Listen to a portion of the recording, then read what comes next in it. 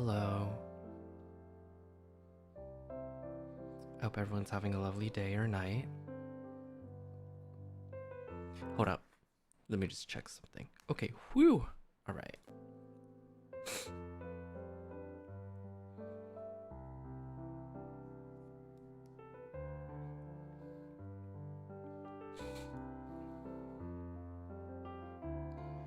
It's time for us to play more lads, and we're going to watch the other two marriage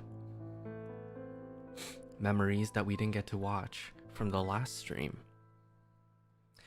In the previous stream we watched Silus, Xavier, and Zayne. So today we're gonna watch Caleb and Rafayel. I DM'd Enna in case she wanted to if she wanted to watch with me for Caleb's. She hasn't responded. I don't know if she's going to, so we might start with Rafayel's first to give her time to respond to me, and if not, then we'll just watch it. Yeah, but first, let's listen to... I missed a call from someone. I missed a call from Zayne, so let me just give him a call back. I noticed something different about my car's voice assistant on my way to work today. Did you have something to do with it? You already noticed? From now on, my voice will be your faithful navigational companion, Dr. Zayne. What do you think? Isn't it a pleasant surprise? Perhaps, but only if your voice hadn't suddenly asked, "Do you want to listen to some music?" It happened when I stopped at a red light. It would have been better without that.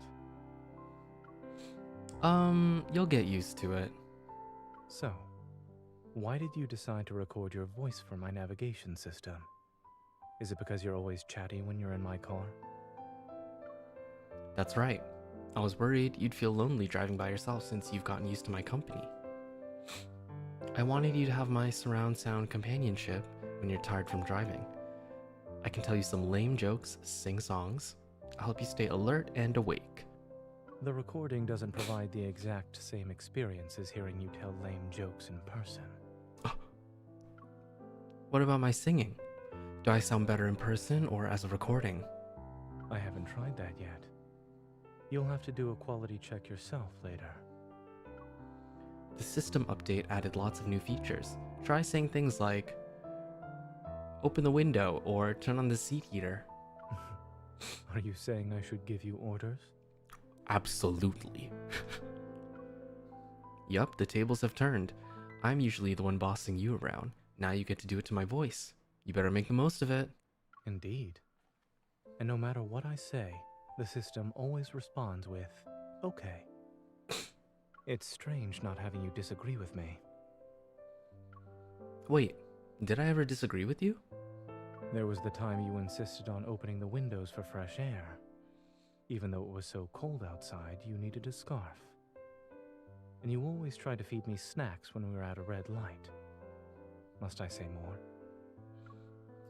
It's okay. Why don't you try out the other features instead?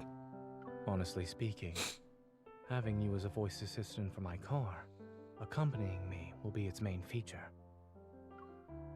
That was cute. Aww.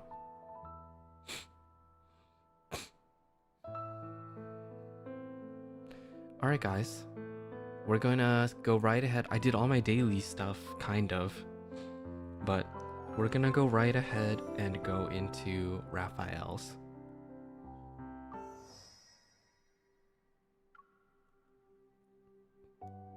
Destined Dawntide. Oh, wow. Wait, that's beautiful. Is he also wearing a veil? Whoa, look at that scene. Hey, let us see the lips. Okay, we're gonna get started.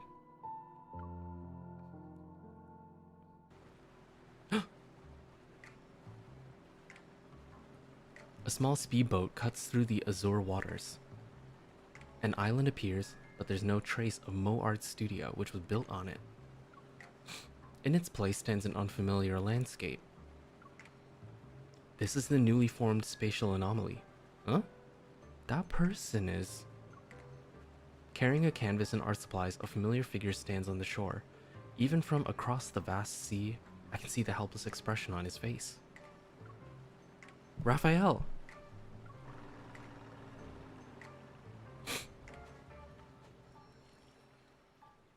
Ah, so you just woke up and your home was gone? I shouldn't have passed out after staying up for 2 days. Then maybe I could have saved more than just these things. With a pained expression, he turns to show me his small collection of personal belongings that were salvaged. I spot a water container for painting. It wasn't even empty before he grabbed it. I quickly clear my throat to suppress an inappropriate urge to laugh. Is he stupid? Don't worry, this is just a spatial anomaly created by the deep space tunnel. Once the fluctuations subside, your home will return to normal. But the road to White Sand Bay, along with its beach, has also vanished beneath the waves. Whoa. The fluctuations caused a proto-field displacement, which resulted in shifting the spatial anomaly several nautical miles away from its actual location. In other words, this place has become a lonely island.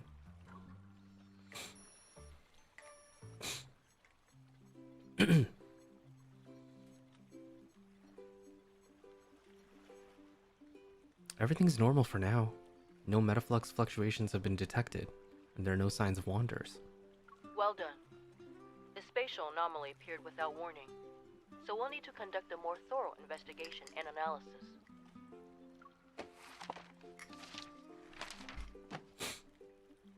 Out of the corner of my eye, I see Rafayel taking inventory of his art supplies. A light bulb goes off in my head. Captain, is it possible for me to continue my investigation? Looks like I'm talking to You're not myself. gonna Oh my leave? god.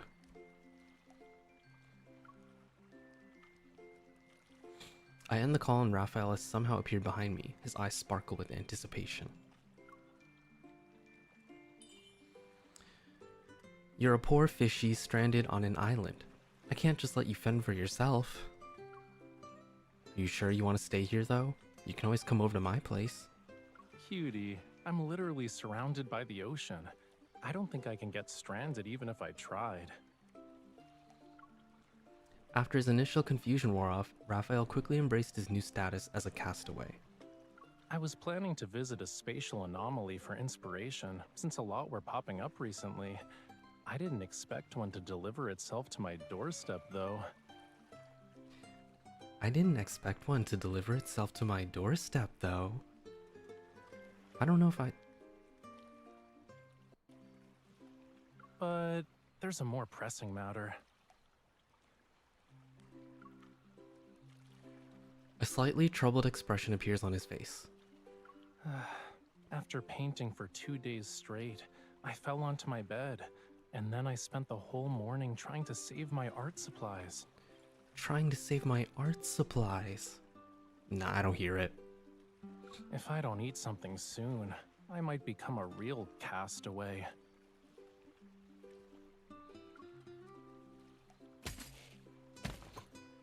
What's happening?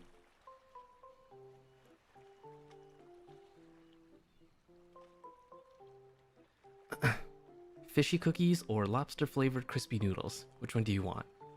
I'll take the fishy cookies. What brand of cookies are these? They're pretty good. They're pretty good. By the speedboat, Rafayel tosses them into his mouth while taking the heavy bag from my hands. What's inside? What? What's inside? A cooker and its grill. I also brought some seasonings and ingredients. Then that's... It's an auto-expanding tent from the association. It sets itself up with one press of a button. I'll show you how it works in a bit. I toss a tent and an outdoor mat onto the beach's sand. Then I pick up another bag. And this? Some snacks, fruits, drinks, stuff like that. Miss Bodyguard, I think you're a little too Excited excited about me being stranded on a deserted island.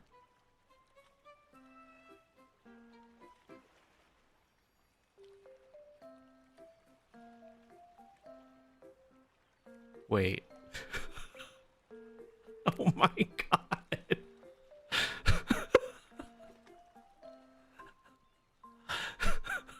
Wait.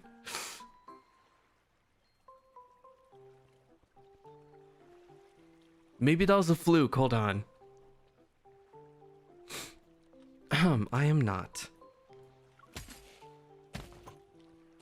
You just need to pitch your voice slightly higher, I think.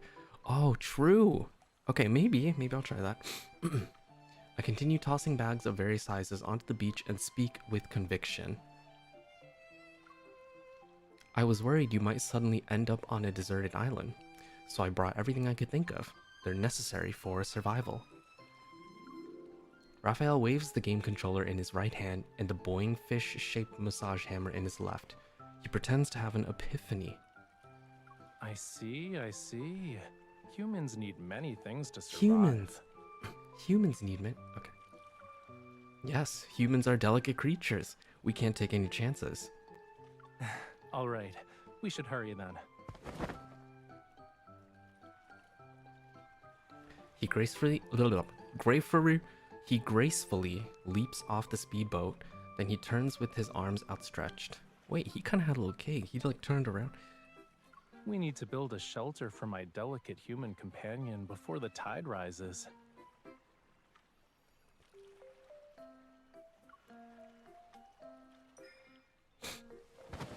Whoa. You think I have to make my voice lower? Interesting. After finding a nice flat spot and successfully setting up the tent, I'm about to show off my handiwork to Rafayel when... Where is he? Look. Look. Look. I don't think I can do it. Flowers burst into my field of view, their vibrant red petals dancing like flames. They're beautiful. Where did you find them? Over there. I look at where Rafayel is pointing and catch glimpses of something mysterious behind the dense foliage.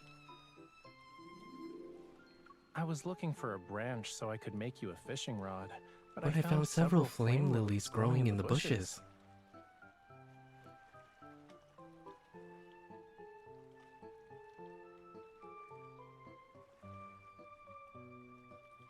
I followed the flower trail and saw...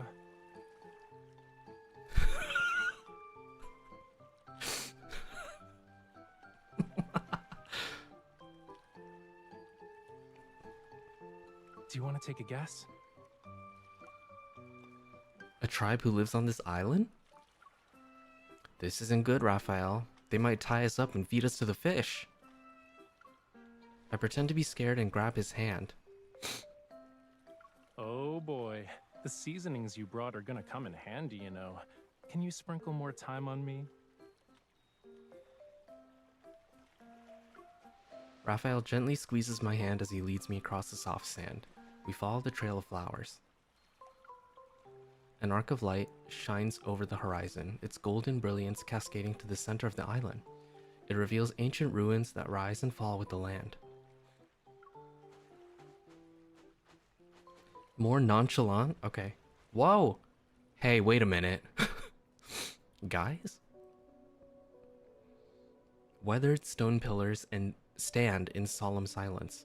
Vibrant vines cling tightly to their surfaces, as if they were nature's radiant tattoos.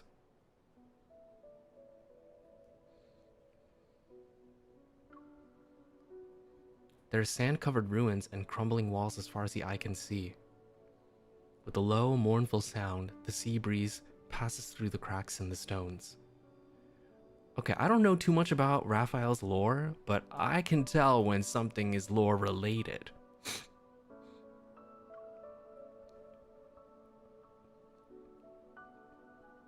This doesn't look like a tribe's home. It's more like the ruins of an ancient temple. In the center stands a weathered alcove. Broken stained glass windows cast their kaleidoscopic colors upon its surface. Rafayel crouches down. His fingers gently trace the relief carved into the stone wall. This is... What is it? When Rafayel doesn't answer, I lean in to examine it. The intricate carvings are detailed. While a lot has been worn away by wind and sand,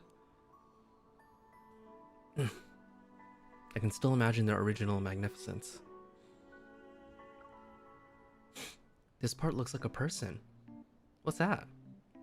It's sort of like a giant crab raising its pincers.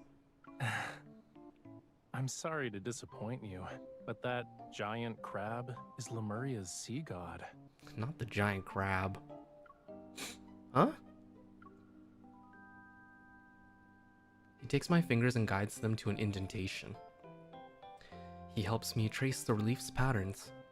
These lines are the hair, and the pincers are actually the body. Next to it is a radiant sacred staff.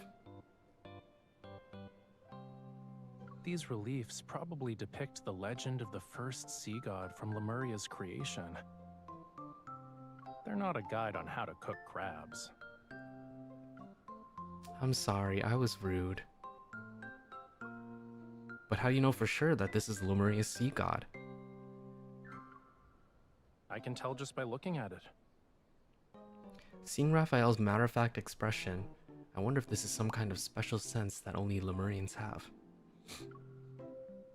Based on what the association told me, these spatial anomalies appearing in the city might be projections from the end of the deep space tunnel. If that theory is correct, then could this place be? Yeah, it might very well be from the sunken civilization of Lemuria. That's kind of major, no? And they're playing this like upbeat music and stuff. Oh? In contrast to my astonishment, Rafayel remains calm as he gently closes my mouth. Of course he's calm. Of course he's calm about this. This temple was probably built by my great-great-great-great ancestors. You mean by you? Well, not you, but like, maybe not you yourself, but your people. So, if I took a bottle of sand from here, it would be a historical artifact? Make sure the sea god certifies its authenticity first. As Rafayel speaks, he blows away the sand from the crevices. The carvings are more visible.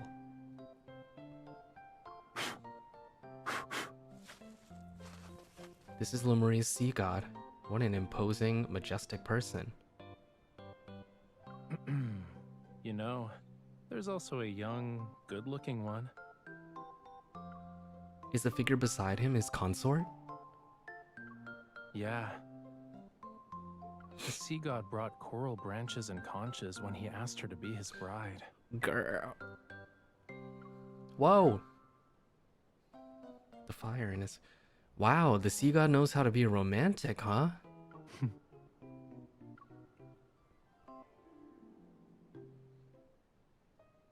He tucks something behind my ear. I reach up and feel soft flower petals. A flower? What are you... You don't like it? I like it. You also know how to be romantic. Smiling, Rafayel pulls out a paintbrush to remove the dust from the relief. You said this was the first sea god. Does that mean there was eventually a second and a third sea god? Every sunrise is accompanied by a sunset. Likewise, the sea god slumbers and awakens with the ebb and flow of his power. But when his power is gone, he fades away and dissolves into the sea. I'm not matching it that well anymore. Sorry, guys. When will the next sea god appear? No one knows. No one knows. Sometimes only a few years pass between a sea god's passing and their successor's birth. Other times, it can take centuries.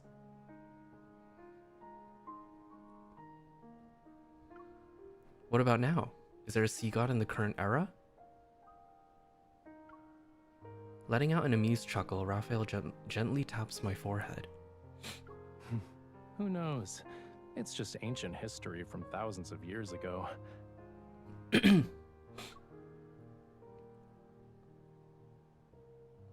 Let's go. Let's go. Let's go. I can't help but keep trying. He dusts off his hands to remove the sand, then he stands up and pulls me to my feet. Where are we going? To get my art supplies, duh. Duh. Nowadays, you have to be lucky to find Lemurian ruins. We need to copy these reliefs before they disappear and preserve them while we still can.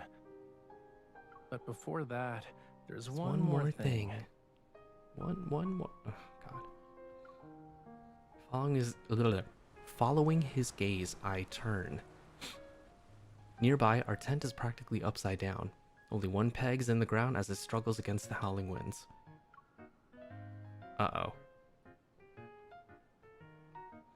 We better hurry. Otherwise, we'll have to share the ocean with the sharks tonight.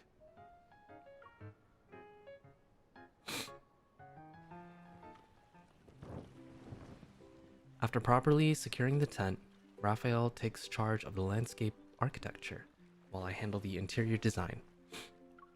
By the time I finish organizing everything and lift the tent flap, the sun is setting. The clouds are painted in dappled gold. Evening's light washes over the sea and bathes the island in soft, warm hues. A bright splash of coral red now sits on the sand. Is this Raphael's idea of landscape architecture?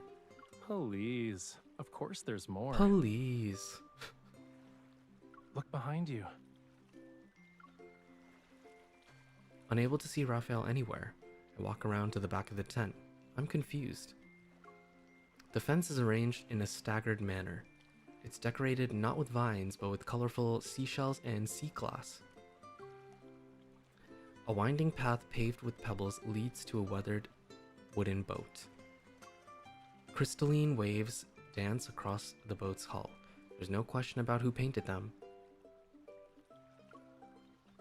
Where did you get all of this? I just walked along the shore. Everything here is nature's gift. The police was good? Yeah, I know. I could feel it. When Raphael appears before me again, I wipe away the dust on his face. So, my darling, Delicate human. does this meet your survival requirements? It's great, but... I point to the grill and stove set up next to the wooden boat. It'd be perfect if there was grilled meat. Oh, and drinks and fresh fruit to the side. Oh my god, are we glamping now? We're glamping in a spatial anomaly? Are you sure those are required? It sounds more like a request.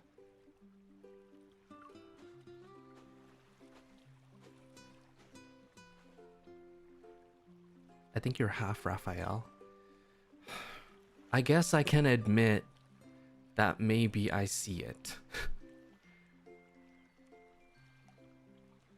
Despite saying those words, Raphael walks over there. Oh. Here. As I take the can, I catch a glimpse of an unusual blue tinge beneath Raphael's collar. Raphael, I think your scales are showing? Huh? Don't move, let me see them. What? Hey, wait. Your hands are freezing. Raphael frantically grabs my hands. I know what you're thinking, but they aren't scales, cutie. Then what are they? You'll see after it gets dark. What? Excuse me? What does that mean?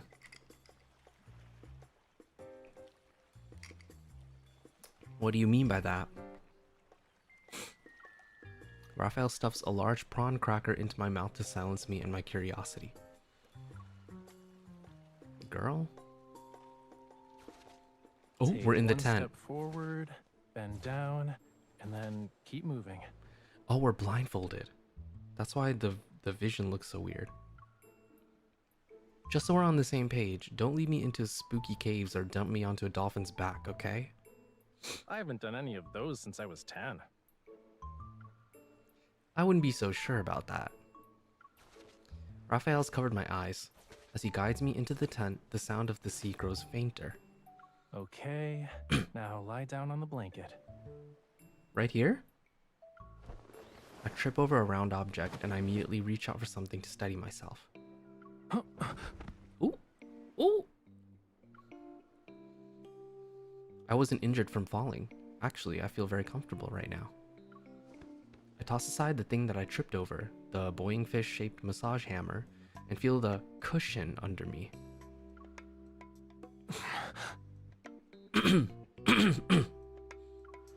My cushion squirms in protest. Taking off my blindfold, I try to put on an innocent smile. Are you okay? No. The split-second decision to use me as your cushion was done with grace. I'm impressed.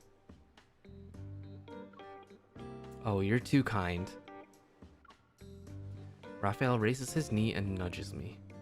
Why aren't you getting up?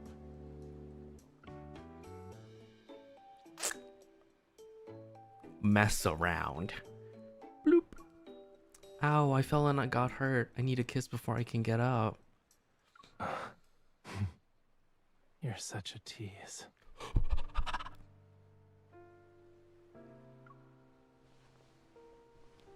He holds the back of my neck as his soft, cool lips meet mine. Then the gentle kiss deepens into something more intense. I'm left breathless. That's enough. His other hand finds my waist and pulls me closer. With nowhere to retreat, I surrender to his passionate kiss. Whoa. Wait a minute. You had enough. Okay, wait. Wait. Raphael, wait. Jesus Christ. Oh my lord.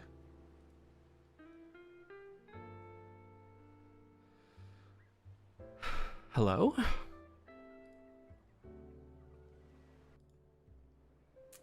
I'm in shock right now. That kiss sound was very nice. You're such a tease. I try to calm down and sit up, but Raphael shifts to his side and gently guides me to lie down next to him. Can you tell me why you were being secretive this afternoon? Lie down and look up.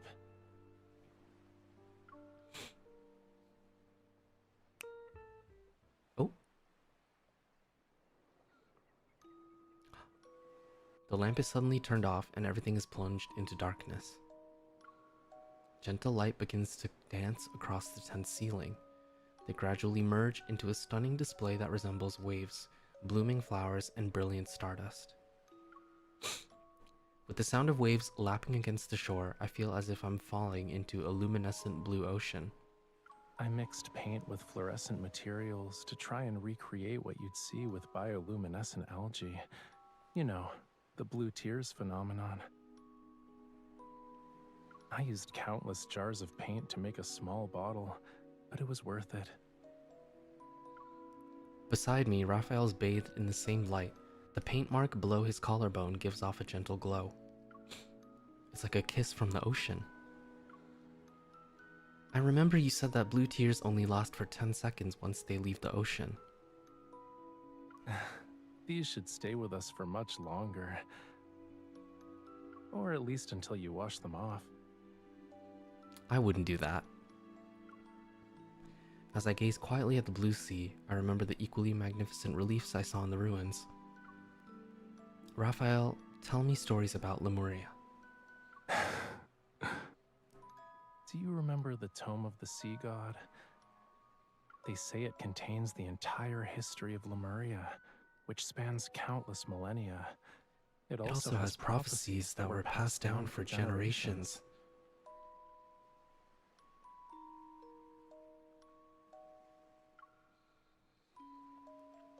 Raphael moves his fingers and the glowing patterns transform into mysterious images. What tale do you want to hear about first? Oh, and before I begin... Amidst the sound of distant waves, his voice takes on the flowing sea's soothing quality. Everything I'm about to tell you is nothing more than a myth. Why he say it like that, so breathy? Now I'm saying myth. Oh my god. I should stop. People are gonna think that I'm the I'm actually the VA.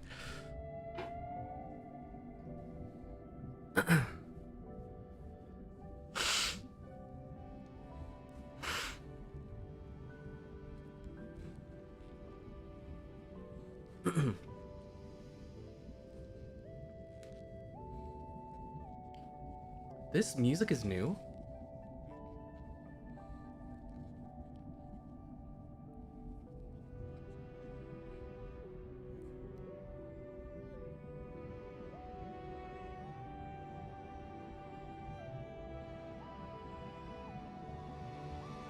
My secret second job? No. Even if I was actually the VA, I wouldn't make it that obvious. Or maybe it's like, what is it? Reverse psychology? That night, I fall asleep while Rafayel tells his stories. In my dream, I see a breathtaking azure world. Massive sea creatures gracefully swim, schools of fish dash past mysterious seagrass, and luminous jellyfish, jellies, drift past rainbow-colored coral reefs. Hiding in plain sight. A melody played on a flute resounds from afar as a small blue fish swims up to my fingertips. It swishes its tail as it guides me deeper into the ocean. And then I see it, a warm, dancing flame. It's waiting for me. A young sea god cradles it in his hands before gently placing it against my heart.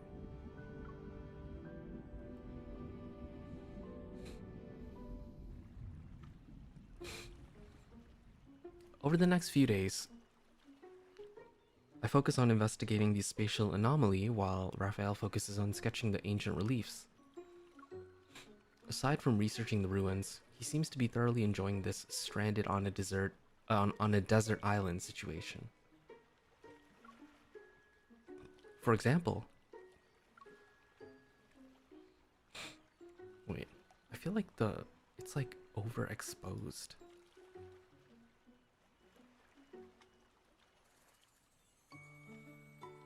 Oh, there we go. I had some like weird color correction on. Sorry, guys. What's this? When I returned from my investigation that day, I find a wind chime made of seashells hanging by the door. I wanted to make a paint organizer, so I collected some seashells. But then I realized I collected too many, which is why I made the executive decision to use them all. The table is covered with several shell organizers, shell pen holders, and a row of little birds composed of shells. Look at this. Doesn't it remind you of the seagull that stole your bread yesterday? And then...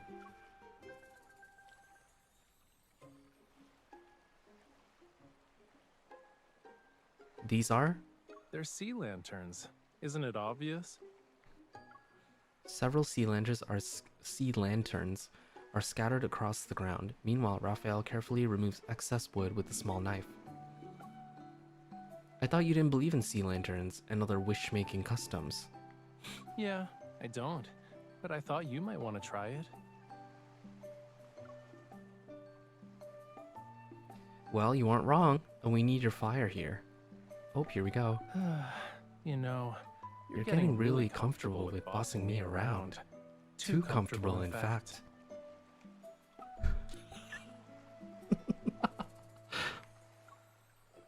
Oh, resonate time.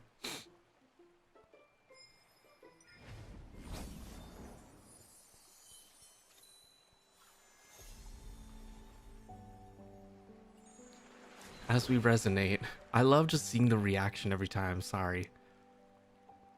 As it's getting too close. Nice. I'm glad. I am having a lot of fun. As we resonate, a warm glow emanates from within the lantern. It's not long before the sea surface is illuminated by many lights.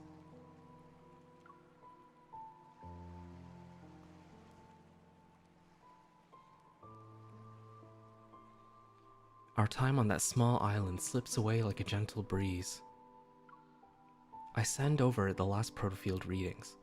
Meanwhile, the arc of light above the horizon has faded. It's a specter of its former self. This means the deep space tunnel's fluctuations are getting weaker.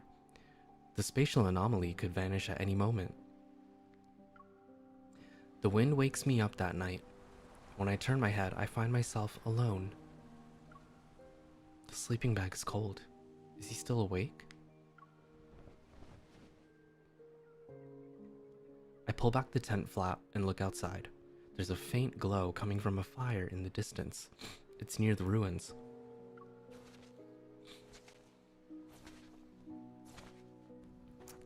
Rafayel at home? All right. In flickering firelight, Rafayel sits before a centered stone wall. His thin charcoal pencil makes soft scratching sounds as it moves across the paper. You're awake? This is a cute outfit. The whole, like, what is it? I guess, like, mock turtleneck under sweater. I'm kind of into it, but I feel like wearing a mock turtleneck sweater, like, underneath a hooded sweater is a lot. So maybe it's like a shirt underneath. I don't know. Using his free hand, he lifts the blanket from his shoulders. I move closer and he wraps the blanket around us. So cute. Can't sleep? I just wanted to finish the remaining sketches, that's all. The paper is filled with mysterious, otherworldly drawings. I can vaguely make out the figure of the sea god. It's been a few days. Have you made any new discoveries? I wouldn't call them discoveries, but I did learn about a few things that weren't mentioned in the Tome of the Sea God. For example, the sea god tried to win over his beloved in a variety of elaborate ways. I also found out how many times he stumbled. He's saying all this as if it wasn't him himself. What a great actor. I feel bad for him. Even these embarrassing moments were recorded by your ancestors so we could laugh at them today. I'm guessing the sea god won his beloved's heart in the end, right? Otherwise, there wouldn't be more to the story. You're correct. The sea god and his bride lived together for all of eternity. Their power watched over Lemuria as the ocean thrived. That's a textbook example of a happy ending. And it's not how it ended. Shit. Huh? The true ending is right here. Raphael's finger hovers over the carved relief. The ancient people of Lemuria believed the sea god would protect them forever. That's why they built this temple. It was to record their legend and pass it down. They must have believed these carvings would stand the test of time as a Lemurian monument. In the firelight, Raphael's voice softens and the air around us becomes hazy. Yet the temple was eventually abandoned. Their civilization sank into the deep sea, and Lemuria was reduced to nothing in that abyss. Clearly, the sea god failed to protect his people.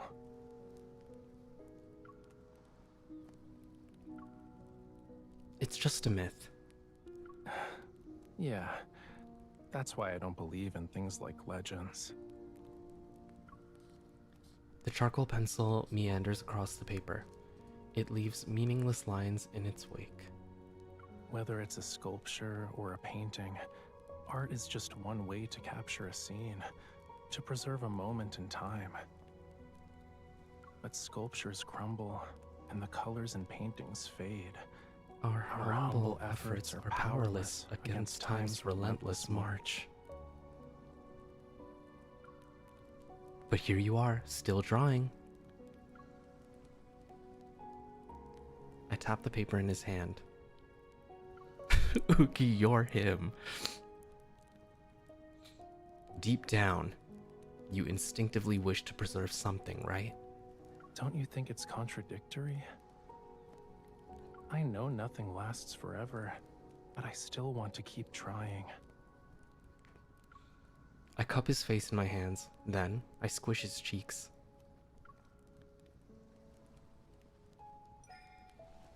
Rafayel, you silly fish.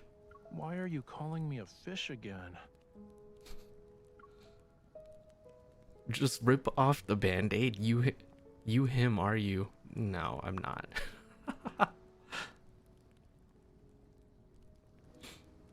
You've already captured thousands of beautiful moments. They're anything but meaningless attempts. But I'm not satisfied with that.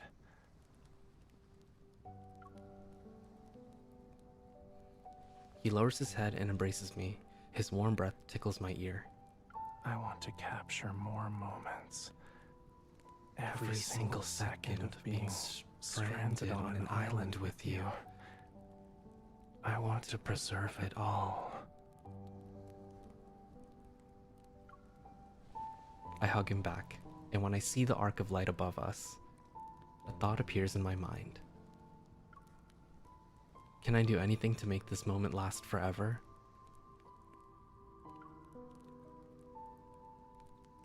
This is a safe space. You can tell us you're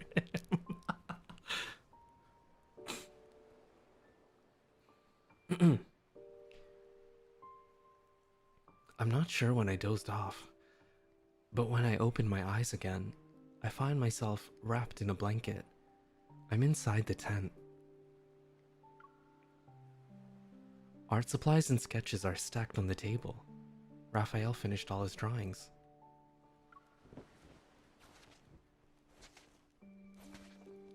What if I just start talking like him as the MC? I walk outside and head to the shore in front of the ruins. Rafayel staring at the fading arc of light as dawn appears on the horizon. Do you want to watch the sunrise together? Sure. Is this our last sunrise here?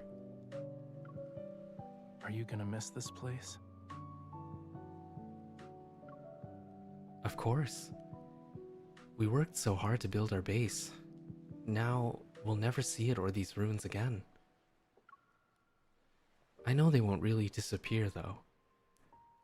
They'll just return to their original timeline and space.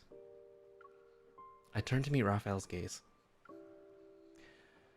Even though our time will pass once the space dissipates, I believe it left its unique mark. Whether on this island or in our memories. Wait. I feel like I'm about to hear something important. I need to prepare myself. We love self-love around here? God damn. For what? Are you really gonna spend our last moments on this island wearing pajamas? Oh my god. They aren't pajamas. Looking down at my wrinkled clothes, I touch my messy hair. A belated rush of embarrassment floods my face. There's a brown box in the tent. Check it out. I'll wait for you here.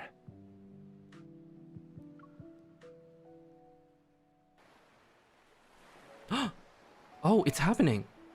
Raphael prepared a dress for me. Did you really think my personal belongings were just art supplies? Whoa! Tell me what you're thinking about right now. Wait. Holy shit! Wait, why does he look so cute? Guys? Wait. I've never really looked at him like this.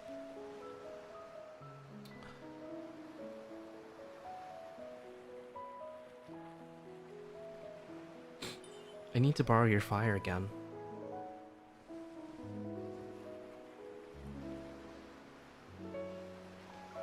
Oh my god, why does he look so cute?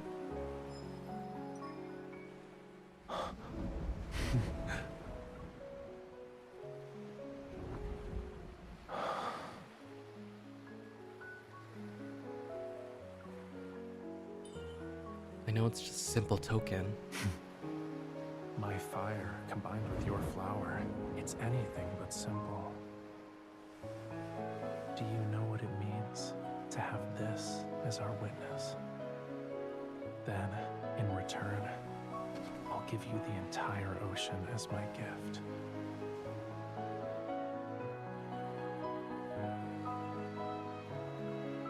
Y'all, I've been sleeping on him. Oh my god.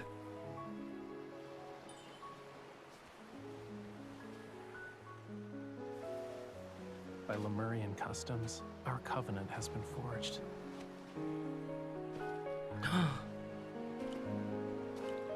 Girl, those heels in the water and the sand. Don't do that.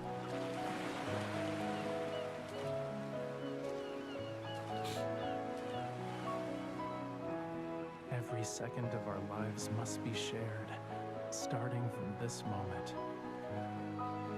Something about this memory. This vow actually represents eternity. Will you give me the chance to prove myself worthy of your devotion?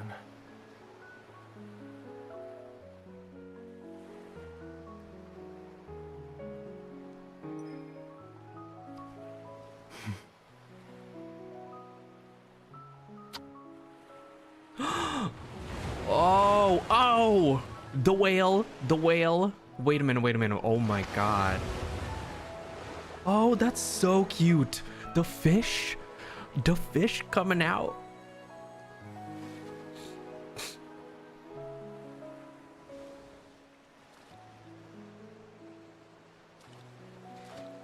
You know, I still haven't watched The Myth, even though I have it. Would you like to share this moment with me, cutie? The way he calls me cutie in that moment.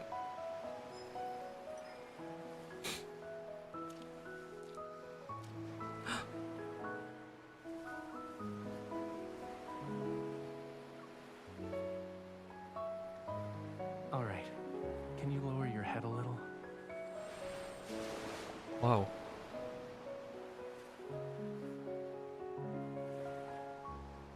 From now on, the ocean's waters flow for you.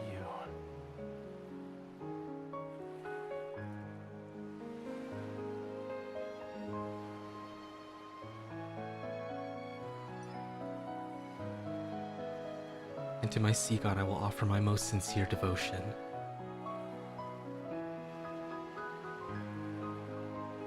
Wait, let us see. Let us see it. Wait. Hey.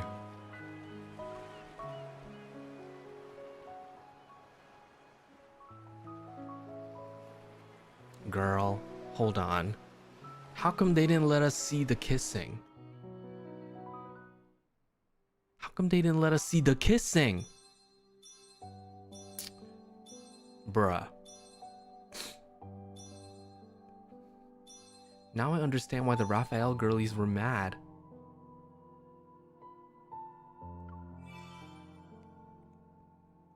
Yay! Oh my god, that was cute as fuck. Holy shit.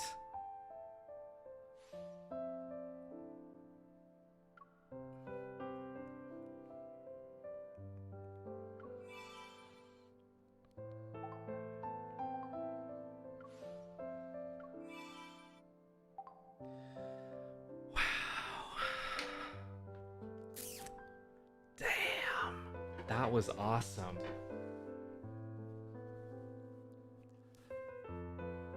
Yeah, I kind of felt like it was going, it was over a little too soon.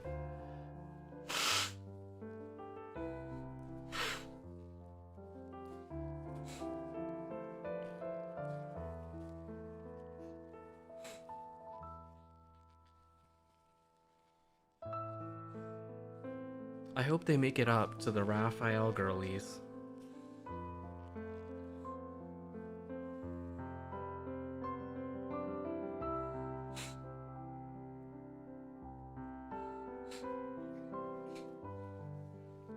He's creeping into your heart.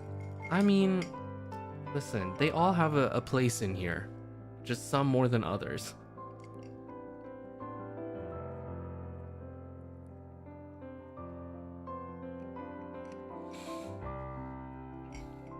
That is true. We did get a really awesome myth. Those memories and that new like outfit, oh my, beautiful. Yeah, I mean, but still. God, I can't wait to watch back and like listen to myself talk with him and just to see like how it sounds. Like if it actually sounds similar. oh, he's spreading.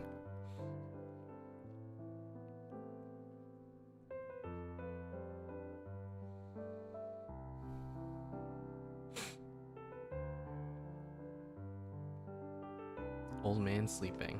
Okay. Let me just DM her one more time. Final chance.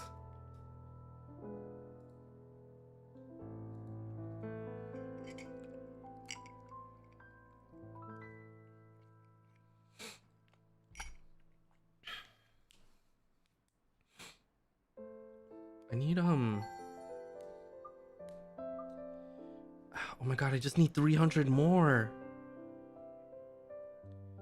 300 more chocolate to get this one. Oh my god.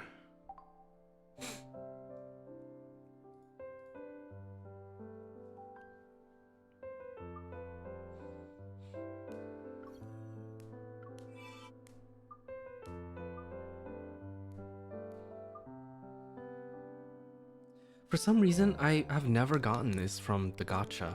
I don't know why. It's like the only one I haven't gotten. Strange. Do I have any spare? Nah. I only pull on this banner, like the normal one, if I have spare Empyrean Wish. Like I don't use, what is it? I don't use the diamonds. Or the crystals. Because it's not worth it anymore. Alright, she missing her chance, but you know, that's okay. Maybe she can watch the VOD. Oh my god, I have all these like other things. Oh wait, this is the new one that we get for free.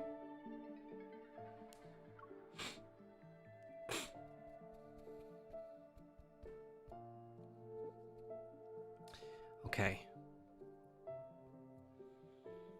You haven't seen it? Well, me neither, girl, because we're about to do this right now.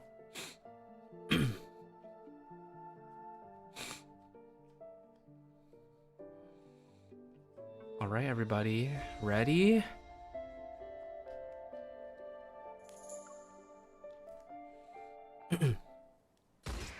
Whoa. All right, that was...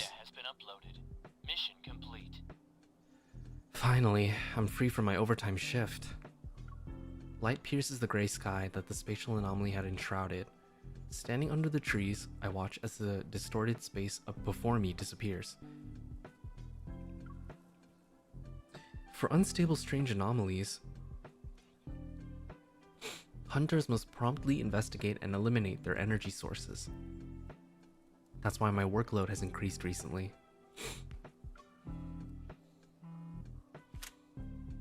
Oh.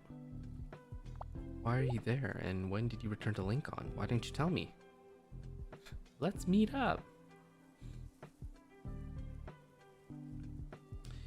Okay. The ruins of our old house were cleared away a while back. Why is Caleb there?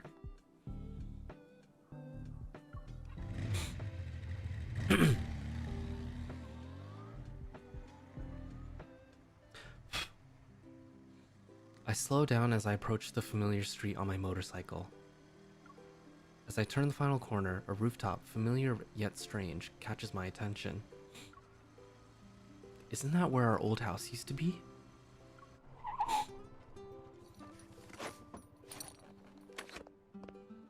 I park my motorcycle and hurry over, shocked. I see the home from my memories is standing before me. No way! Oh!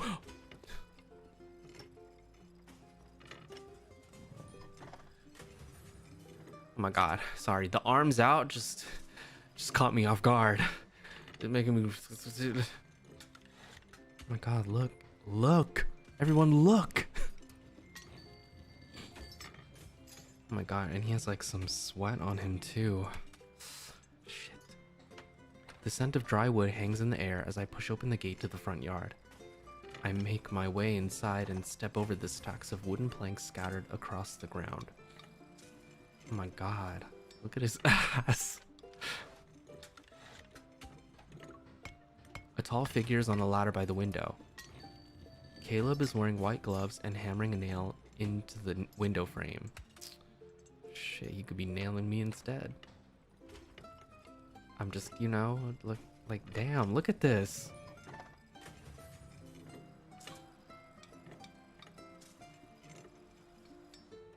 You're here. The news said the Hunters Association is busy dealing with all those anomalies lately. Look at I was his worried you might be chest. swamped with work. Did they make some changes? What's happening? Has it always been like that? Oh my. He tilts his head and raises his chin in my direction. Wait, what is that peeking out from under the pants? Look, look, on the corner. Bottom left. Screw. Screw? Right now? Here? All right.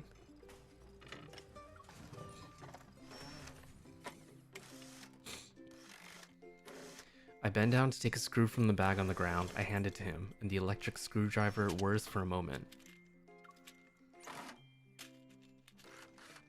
Should we really be talking about that? What do you want to talk about then? Did you eat? What did you have? Was it good?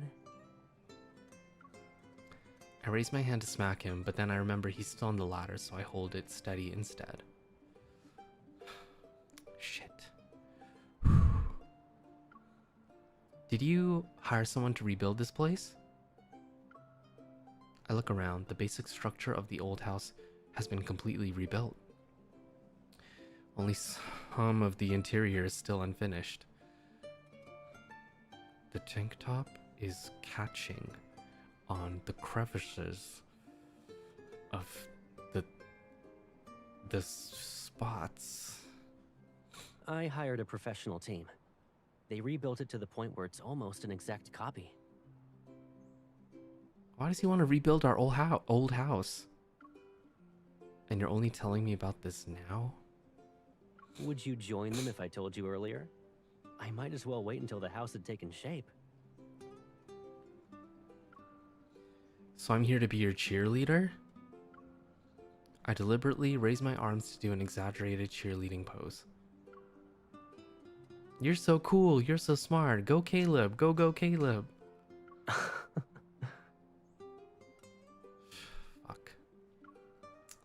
Caleb takes off his gloves and taps my forehead. I can hire professionals to rebuild the house, but the interior has to be done by me.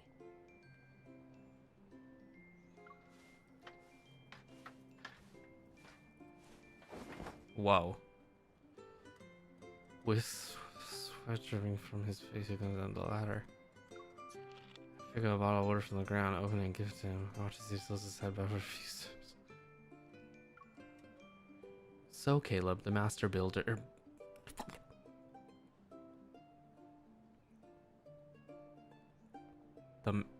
the master builder, finally realized he needed an assistant for the renovations. I didn't want to bother a busy hunter like yourself with something simple. You might not find it worth your time. There are things they are Okay, guys, they're poking out. Is it just me? They're poking out.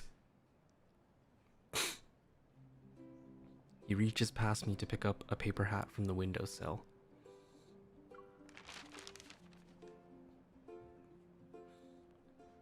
I feel a slight weight on top of my head. Looking up, I can only see the brim of the hat.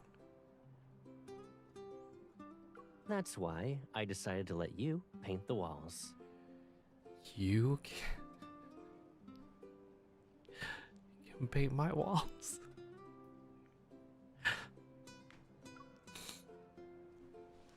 Whoa! He moves behind me and ties an apron around my waist. Besides, it's a task that should be done by 2 people.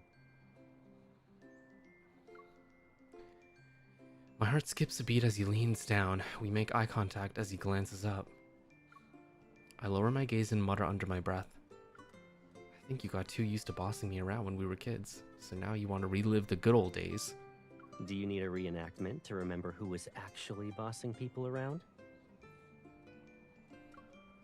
He gives me a knowing look and memories flash through my mind. I feel a twinge of guilt. I used to constantly pester him into helping me with all sorts of things. We have a lot of walls to paint. If we don't start soon, we'll run out of time. And since we're on the topic of reminiscence, I actually invited you here to help me remember how this place used to be furnished.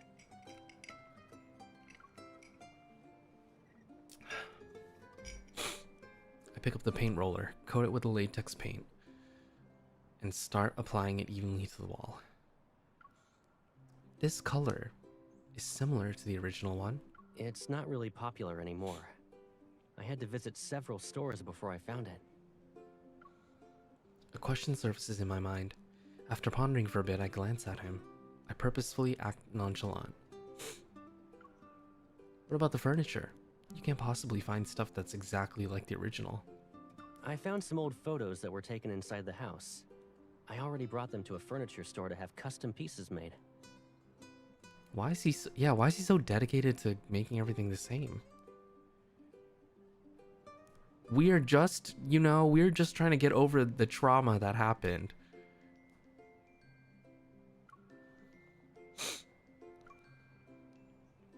I didn't expect you to be so dedicated. Caleb slightly turns his head. His gaze softens as it sweeps across my face. Move the text? Yo, I can't do that. Want me to do this? If I could, I would. I didn't say that. I turn away and watch the roller change the wall's color. Unlike layers of paint, the questions in my mind are impossible to smooth out. Is he doing this just because he misses the past? Is his coping mechanism? I mean, I don't know. I guess. The sunset's final rays fall on the floor by the window. They illuminate the tiny dust particles floating in the air. Caleb and I sit side by side against the wall. While the room is still empty, scenes from our life here seem to materialize. If Grandma could see this, she'd be happy, right?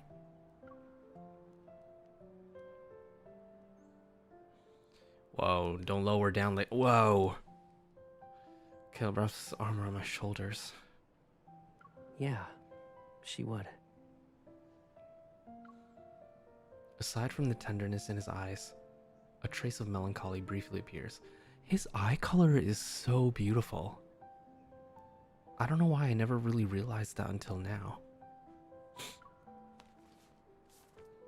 Not wanting things to get too somber, I fidget with the paper hat in my hands. I fold its pointed tip inward. Your paper hat is a little boat now.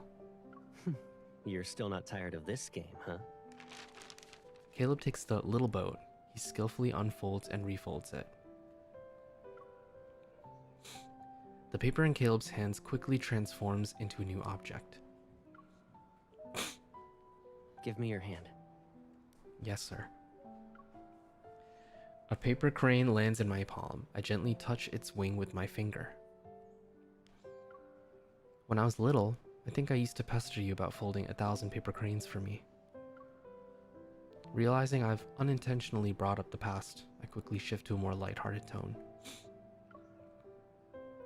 The ones from before don't count.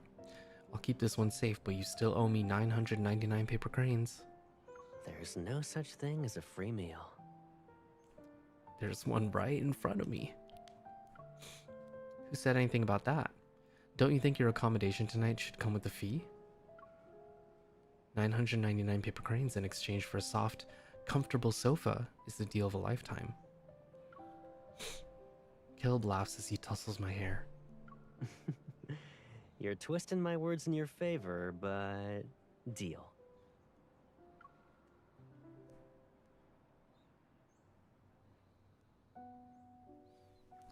Despite my day being hectic with work, I'm unable to sleep in my bed. As I toss and turn, that question keeps swirling in my mind. Even if I asked him, he probably wouldn't tell me the truth. Why is he sleeping on the sofa? You could sleep with us. Oh.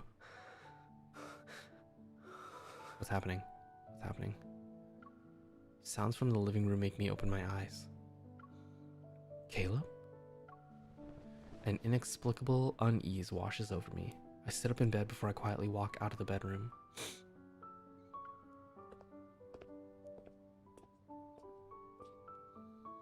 It's so funny to me when they're sleeping and they show them they're they're standing up with their eyes closed. That always is quite funny to me. Faint moonlight outlines Faint moonlight outlines Caleb's sleeping figure. It causes the sounds he's making to be more distinct.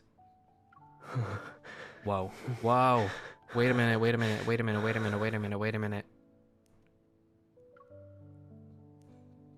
Caleb's arm is draped across his forehead. The blanket is only up to his chest while sweat glistens on his neck.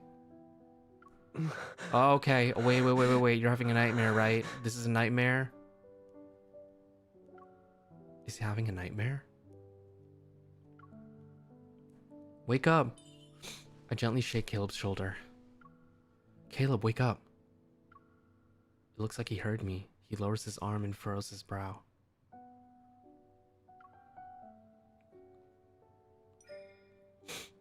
I touch Caleb's forehead. He opens his eyes and his gaze slowly focuses on what's around him. Okay. He breathes so much. Did you have a bad dream? He averts his gaze, yet he holds my hand that's resting on his forehead. It was a confusing dream. I can't remember it well now that I'm awake. Go back to bed. It's a trauma. He releases my hand and pats the back of it twice as if to reassure me.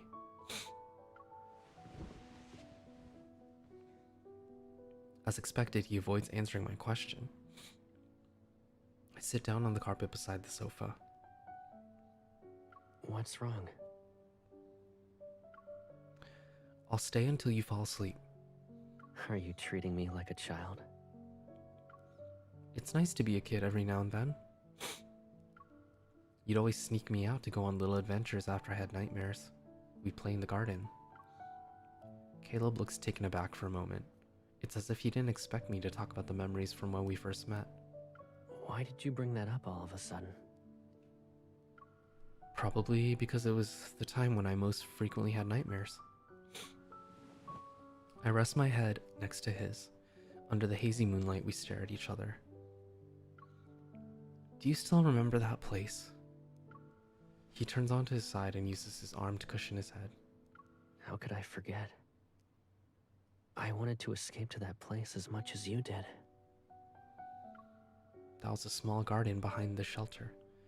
It only had a few playgrounds worn down by the elements. During the Chrono Rift catastrophe, that place became even more derelict because of rampaging wanderers. But for children, broken slides, seesaws, and swings were more appealing than a shelter filled with crying and fear.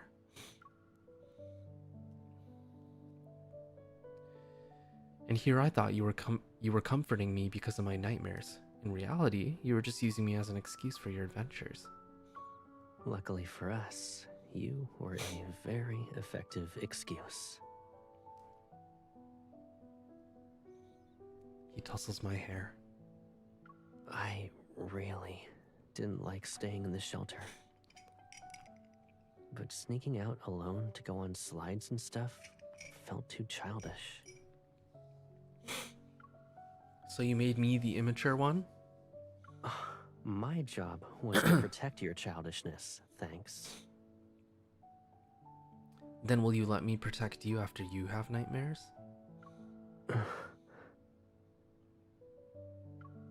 Caleb is stunned, but he quickly regains his lighthearted smile. Are you saying you think I'm childish? Yep. I poke his face. An actual mature person wouldn't refuse to admit they had nightmares.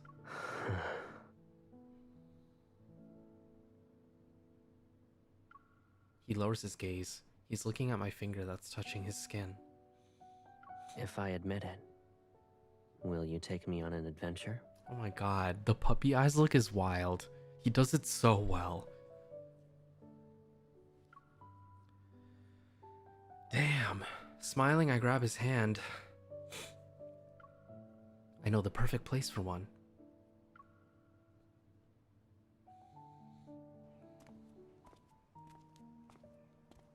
The next day, Caleb and I travel across most of the city to reach an area that's become unfamiliar to us. The shelter from the Chrono Rift catastrophe has long since vanished in the city's reconstruction. The roads, nearly devoid of people, become narrower as we walk. Did it get demolished already? I mutter under my breath. It's okay if that small garden disappeared, you know. These roads have an adventurous feel to them. And if we run into a wanderer, that'd definitely make me forget my nightmare. I know he's trying to comfort me with jokes, but I'm hoping that the place with our shared memories still exists. If fighting wanderers works, you're welcome to become a hunter. I can guarantee you'll only have sweet dreams. Okay, but I feel like I heard that before. What? Becoming a hunter? The last part. Several words suddenly resurface in my mind. I think... I remember now. You were the one who said it. I promise to take you to a real paradise someday. It'll be a place with only sweet dreams. I move my head dramatically while mimicking teenage Caleb's voice. A hint of embarrassment gradually appears on his face. Even though years have passed, you still remember that? Did you have a hidden recorder on you back then? It was our first promise. Of course I'd remember. Caleb pauses. Joy briefly shines in his eyes. The first one. What?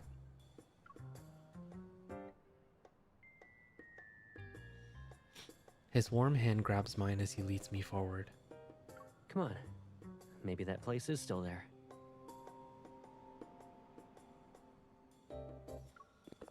Resolved, we walk faster toward the end of the alley.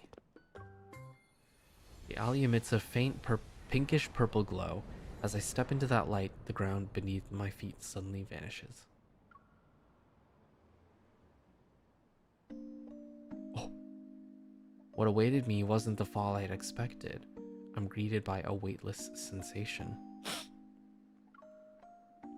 Throughout this dreamlike floating amusement park, colorful rides interweave with wispy clouds. Enormous planets hang in the pinkish purple sky.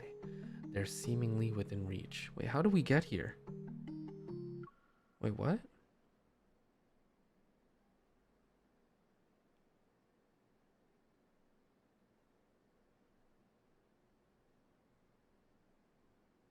Oh, they were walking down the alley and then all of a sudden the floor disappeared.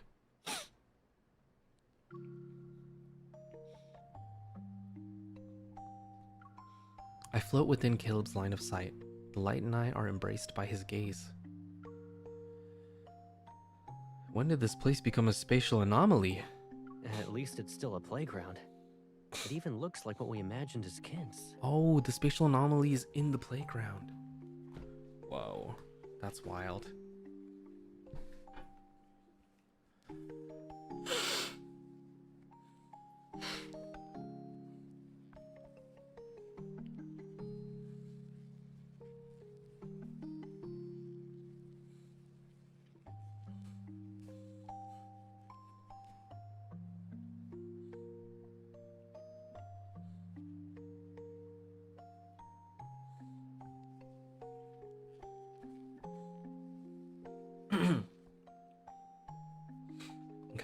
Sorry, excuse me. In this weightless space, Caleb floats toward me with effortless grace. It's unlike my unsteady wobbling. Warning. Unstable fluctuations detected. Please locate the energy source and eliminate it. This place is huge and we're just floating around. Who knows how long it'll take for us to find it? Perfect. Now we have enough time for an adventure. If you don't want to float away, don't let go of me. Okay.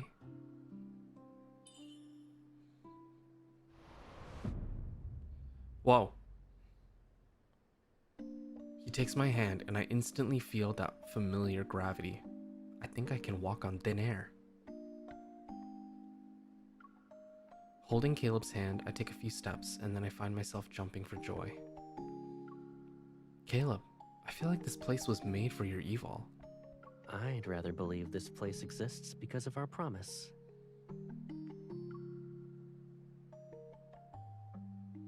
He leads me through the air as brilliant, colorful amusement park rides float around us. Each one seems to be capable of bringing endless delight. This does feel like a place where only sweet dreams could exist. Is there anything you'd like to try? The man in front of me. I look around, but my mind inappropriately leaps to the amusement park in Skyhaven.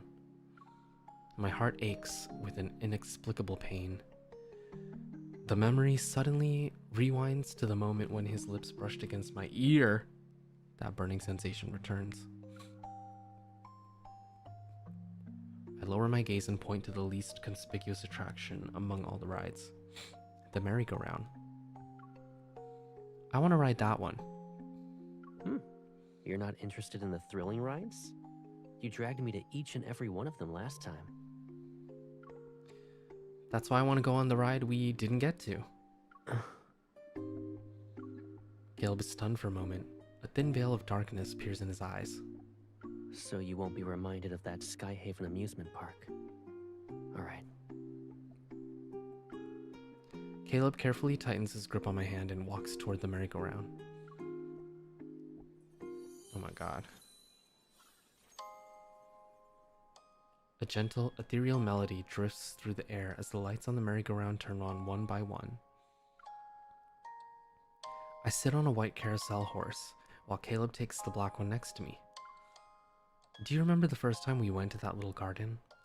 There was only a broken toy horse lying on the ground. You looked very disappointed and asked why it couldn't be a merry-go-round. Then you used your e-fall to make the toy horse float. You'd let me sit on it before you spun it around. Unfortunately, I wasn't good at using my e-vol back then. The horse did one spin before collapsing. You fell. Aww. The horses rise and fall in a steady rhythm, and our gazes meet at shifting heights. As my white horse slowly rises, I look at him. Caleb, I wanted to ride this because when I think back to those days, Everything seemed more pure. What do you mean by pure, exactly? If I could, I'd go back to those days. Two people who met in a shelter. They were growing up together, without being so close to each other. His black horse rises and our positions are reversed. As he looks at me, a somber fire burns in his gaze. That's my idea of purity.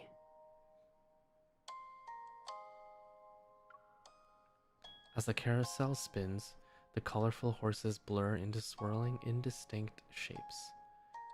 In the center of my gaze, only his face remains in focus. But you also miss those days when we were with Grandma, don't you? Why else would you rebuild our old home and try to make everything look the same as it did back then?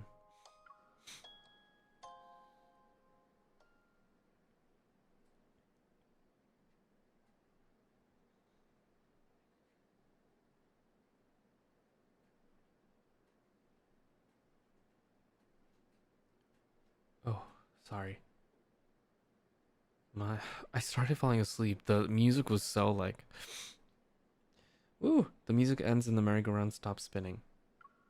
The black and white horses return to their original positions. We make eye contact. Because I keep having nightmares about it being blown up. There it is. The calmer's voices, the clear, the unconscious sounds he made during his nightmare are in my mind. I thought the nightmares would stop if I rebuilt our old home. My heart cries out in pain as if an invisible hand is squeezing it.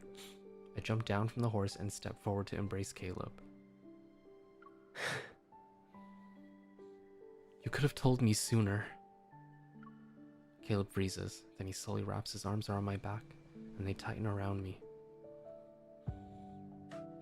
I miss the past. I really do. But I want more than that. More, you say? In his embrace, I look at him. It won't be just the past.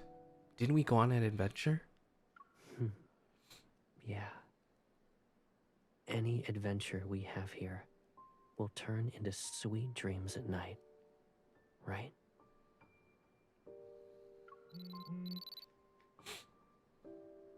My hunter's watch suddenly sounds an alarm. The energy source has appeared. Caleb points at something nearby. Is that it? I look in the direction he's pointing in and see a tiny paper crane. Its colors are illuminated by light as it glides diagonally above the clouds. In this weightless space, it seems carefree as it flies freely. I'm surprised a paper crane is the energy source for a massive place. Maybe it contains all the wishes and energy of the person who folded it. Caleb says this somewhat thoughtfully, then he immediately lowers his head and talks with his usual tone. Didn't I also use a paper crane to get myself one night at your place?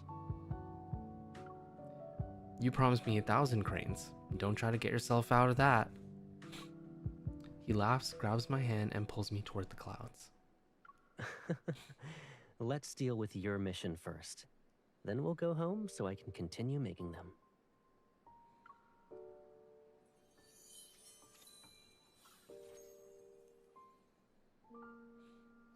If a wonderland where sweet dreams become a reality really exists, then our tightly clasped hands as we run and the smile on Caleb's face will appear in my dreams time and time again.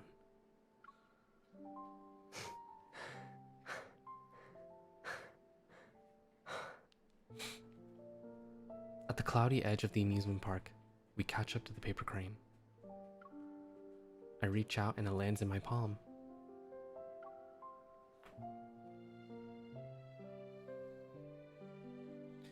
Whoa.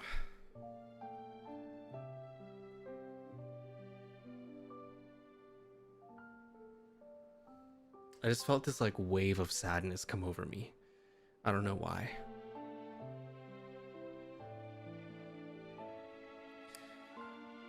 Ooh. Once I remove its energy, this place will disappear. You're having second thoughts?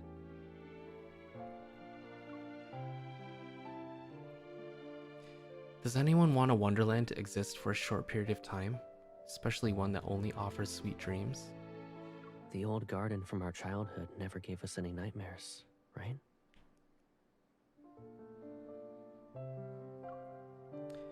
I pause and turn to look at him.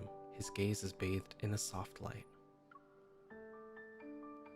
Whether a dream is good or bad depends on the people who appear in them.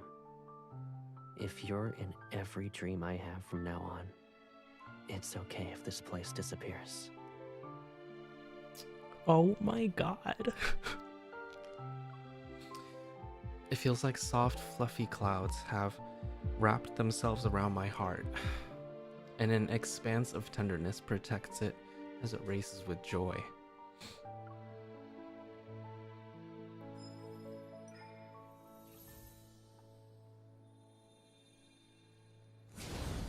Ooh!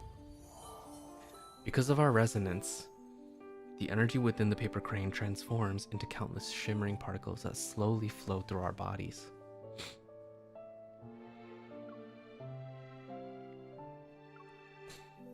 As they disperse, the clothes that Caleb and I are wearing unexpectedly transform into elegant formal wear.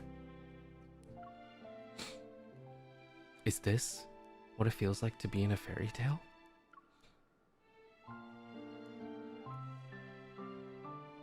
Caleb smiles and pulls me down to lie beside him. The clouds part as our bodies sink, and they quickly envelop us again. Then, let's stay in this fairy tale for a while longer.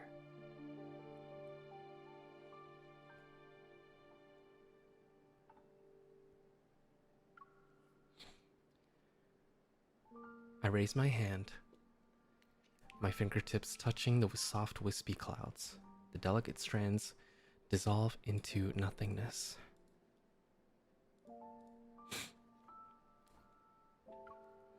This magical place is slowly fading away. I decided to say the words that have been swirling in my heart for so long. Caleb, an old little garden can transform into a breathtaking wonderland one day. And even when you rebuild an old house and make it look exactly like it did back then, you'll realize everything inside is new. He raises his hand and slowly intertwines his fingers with mine. Relationships between people can become something new as well, right? Only if that's what you want. I want it. The fading clouds pass through our joined hands as midsummer's radiant glow sets the sky aflame. And the person beside me shines as bright as summer's morning sun.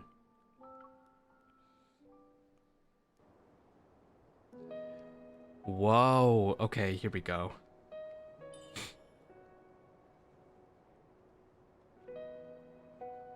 Let's make this dream even more unforgettable. Oh my god. Let's release the paper crane we folded and let it drift into deep space. That paper crane will be lonely if we leave it as is, though. You wanted me to fold you 1,000 paper cranes when we were kids. What about now?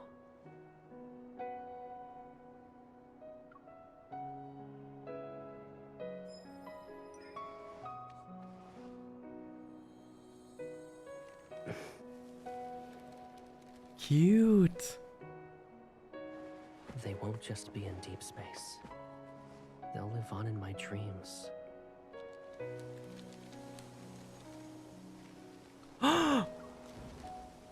Wow.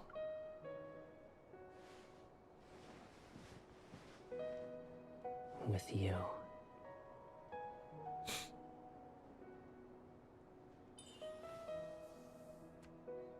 aside from paper cranes, something. Sorry. Of course. I want to have a place in your heart that's different from before. I want to share every adventure with you in the future, with this new role. Is that okay?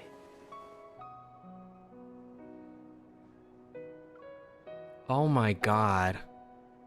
Look at him. Shit.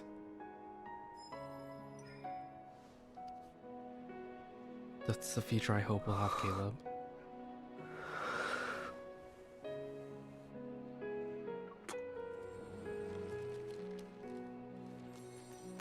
The little paper crane, that was cute as fuck. Oh my goodness. Look at this.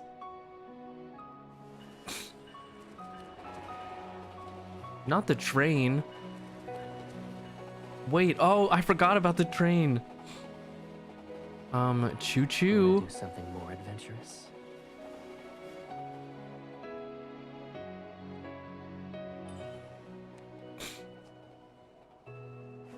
Oh. Oh my god. Oh, we can fly?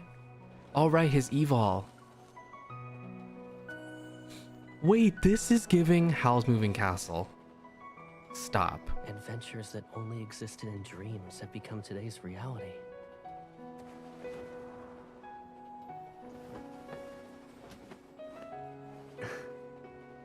Hold on tight. The train is about to leave. What's happening? What's this? We'll fulfill our vows to each other. Aren't we already doing that? The future is right now.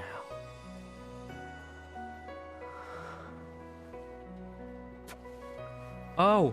Oh my. That was lovely. That was so cute. Oh my goodness. Whoa. Look at this. Oh, he's going in. You gotta calm down. What if we fall off?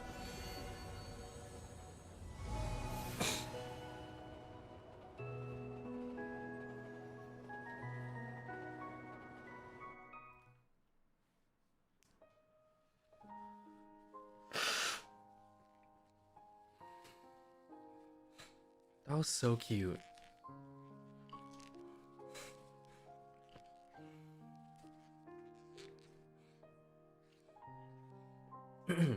Making out in the sky?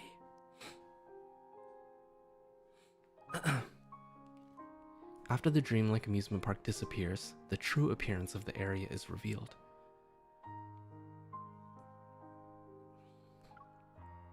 Involt had that cowl moment for you? They really did. Oh, so cute, so awesome.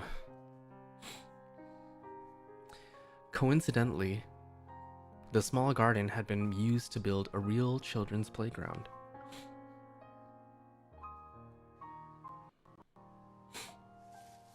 On this afternoon with clear skies, sunlight bathes the small yard. Wearing a wide-brimmed straw hat, I crouch down while holding a young sapling. Caleb's shadow falls over me as he holds a shovel. He puts soil into the small hole he dug for the sapling. That's good. Let it go, and we'll see if it stands. Oh my god, I love this outfit. What the fuck? I slowly release the sapling, and it doesn't fall.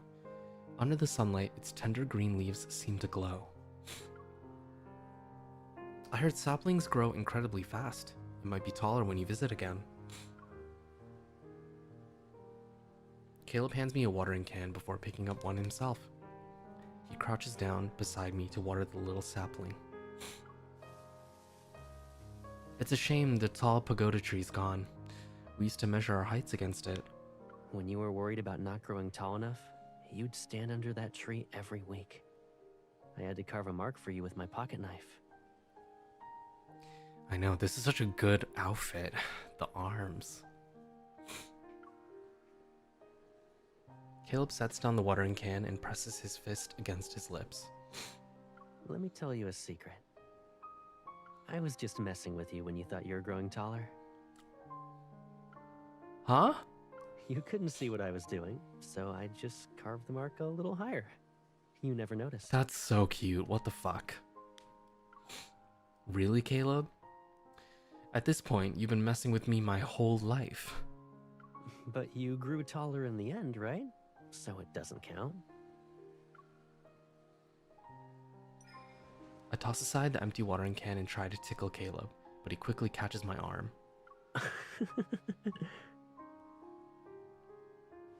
Caleb sits on the ground in the small garden. One hand is propped against the earth, while his other arm is wrapped loosely around me. He tilts his head back to gaze at the sky. You're right. Too bad the pagoda tree is gone. It could have backed up my story. My hand pauses before resting on Caleb's shoulder. Don't be sad just yet. This little sapling will grow too. It'll witness many things. Good. Caleb raises his hand and plays with the necklace I gave him. We'll wait for it to grow up together. So cute. Oh, that was so good. All of them were so good. Every single one. Oh my, what an amazing banner. That was so good. That was awesome. Wow.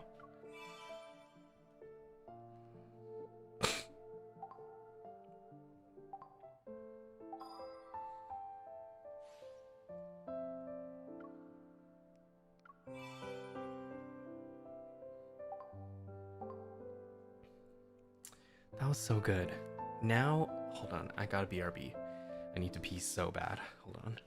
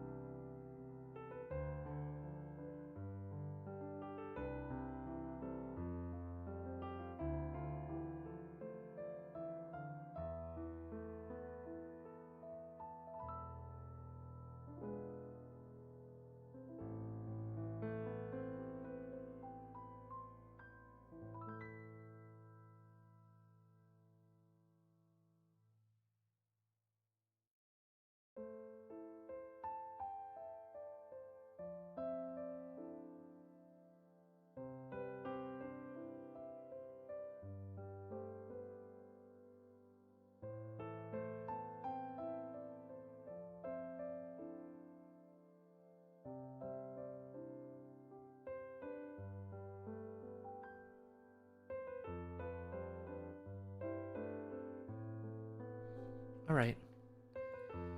I'm back. Such an amazing set of memories. Well, all right, that was all of them.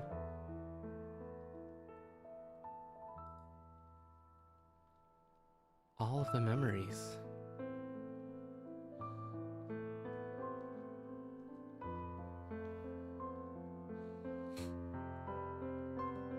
I hope you guys enjoyed as much as me. That was so great. Oh my god.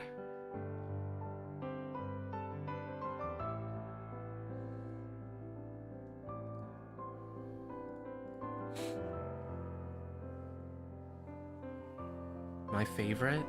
I mean, of course, I'm biased towards Silus, so.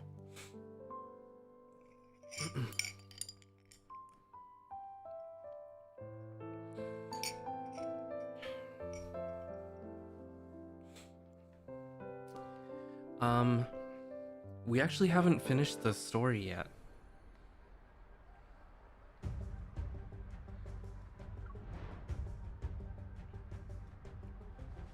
I was just so shocked from the last story, like the last part, and I was just I needed to take a break. Are you buying the ring? Wait, they're selling the rings for real? Wait, where?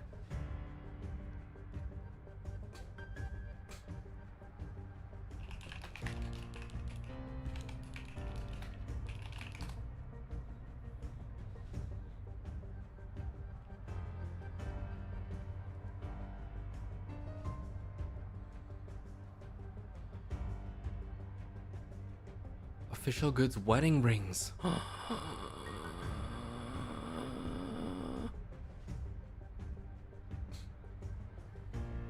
Wait a minute.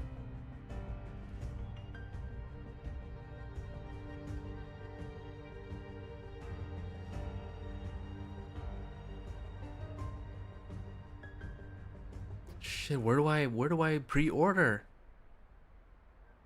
Oh my god. Hold on. Guys, wait.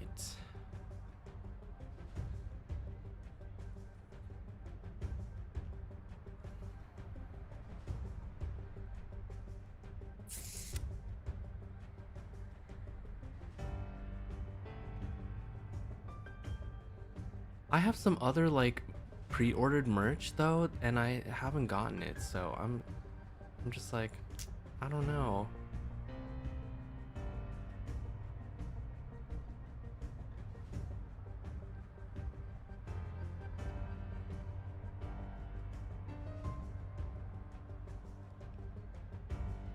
Oh my god.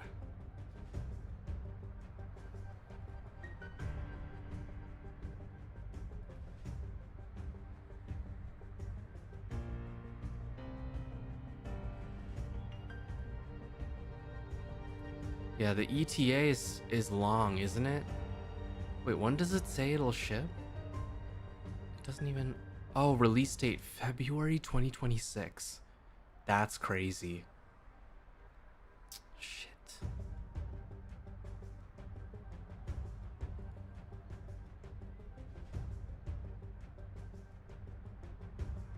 Man, that's so long. I mean, maybe I could just, you know, get it on. I could make a little order on Etsy.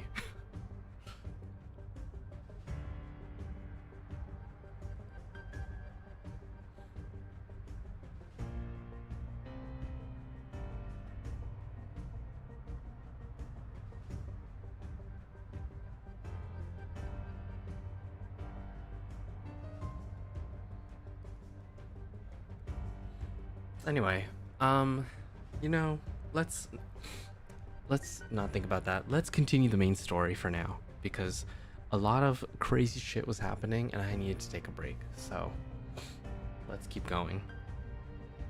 Rules fall before us. What's gonna happen?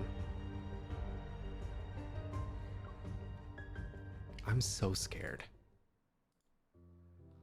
Oh my god.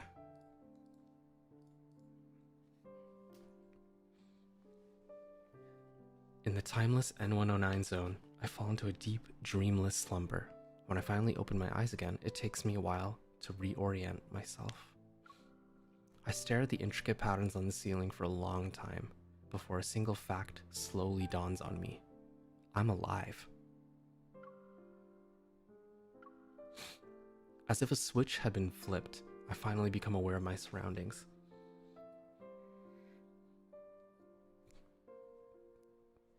Outside, the distant roar of gunfire and artillery resound while music plays nearby.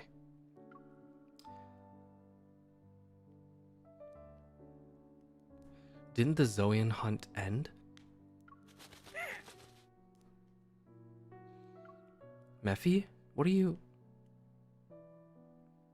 Oh, my man, my husband. I sit up and look around. Mephisto is perched on the bedside table. He bobs his head under Sal's finger like a chick pecking at grain. Why are you here? Shouldn't you be asking that to the person who carelessly fell asleep? Oh. I raise my hand but don't see the familiar linkage.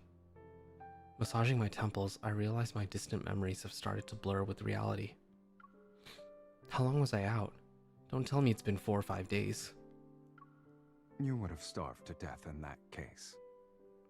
Silus is lounging in a small armchair next to the bed. He's looking out the window. Several gemstones, 3 wine glasses, and a marker are scattered across the nearby side cabinet, small table, and floor. It's morning. And more importantly, it's been 3 days since the Zoyan hunt ended. Overtime is almost over. A terrifying explosion resounds in the distance. Seconds later, the windows rattle from the shockwave. The arena's in ruins. Why would anyone still fight to be its owner? For certain people, that place still has important stuff. And with Dimitri out of the way, their battle will be more ruthless. Silas's gaze is still focused on what's happening outside. His hair swaying because of the shockwaves. He maintains an aloof attitude. Curious about what he's looking at, I get out of bed and approach the window, but I can't even make it there before settling into the small armchair. I nudge Silus so he can make room. What's going on? My whole body feels weak. It's like I've been thrown into space and had to orbit Earth 3 times. You didn't hit me while I was asleep, right? Between the two of us, you'd be the one to do that. Did I hit you while I was sleeping? Silus holds up 2 fingers and glances at my right hand. Twice. I had no idea. I was dreaming the entire time. Maybe I got too excited. Silus finally turns to face me. Oh god, look at him. He gently takes my wrist and gives it a light shake. Are you well rested now? More or less. Let's go then. Mephisto takes his chance to sneak away, snatch an empty wine glass, and fly out the window. Silus stands and stretches before picking me up. Oh. Time to eat. Time it is. It isn't until Silus makes me sit at the dining table that I realize just how hungry I am. I devour everything in sight until I'm stuffed. I'm getting the palpitations. Me too. Strength gradually returns to my weary limbs, and I start to feel clear-headed. I slowly finish the last of my juice. Then I carefully nudge Silas's leg under the table to let him know I have a question. I see you're disregarding table manners, kitten. I was worse during our first meal together. Isn't it a little late to start worrying about etiquette? Something cries out near the window. Mephisto, who had been absent during the meal, taps on the glass and squeezes through the gap. He drops a dark-colored object into my hands.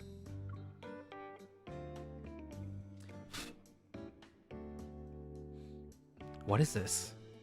A flash drive? A biometric key from the Gaia Research Center. I tighten my grip on it. Then what are those people really fighting over? Silus pauses as he holds his drink. It's as if he's unsure about how to respond. We'll talk when you're more sober. Hmm. You're also one of the contestants doing overtime. When did you... Luke and Kieran are more than capable of dealing with those fools. They're in there? Oh my god. The key shows signs of age, and someone has scratched off its identification number. It's impossible to tell which researcher served as its original owner. Possessing the key means having authority over the abandoned Gaia Research Center, even though it's nothing but ruins now. A wisp of black-red mist creeps up the back of my hand, forces its way between my fingers, and tries to take the key away. Silus? That's my trophy. Give it back. You're just letting me look at it? Silus stretches his long legs to push his chair. He leans back against it as he uses his index finger to guide the mist, still pulling on the key.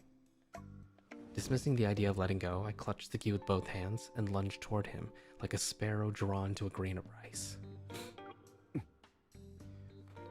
Your theft techniques are getting sloppier by the day. Are you going to headbutt me to death before you loot my body? Sit.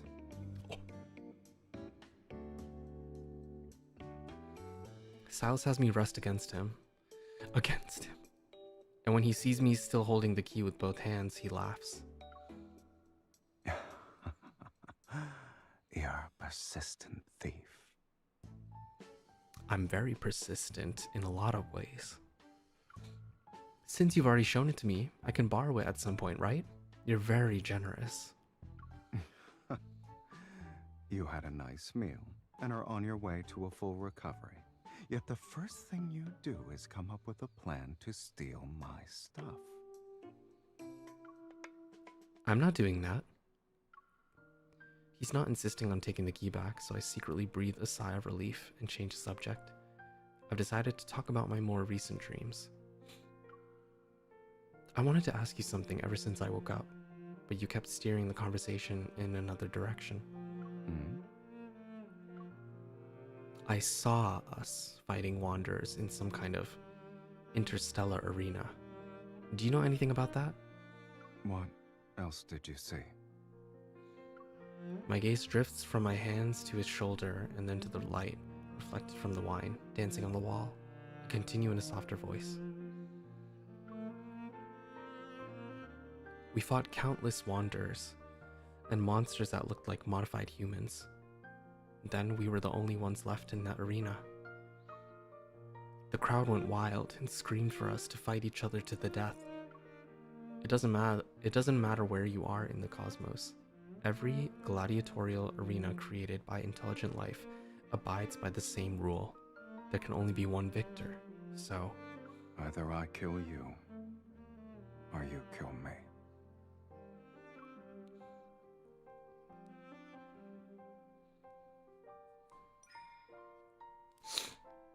I sit up straight and touch the corner of his eye.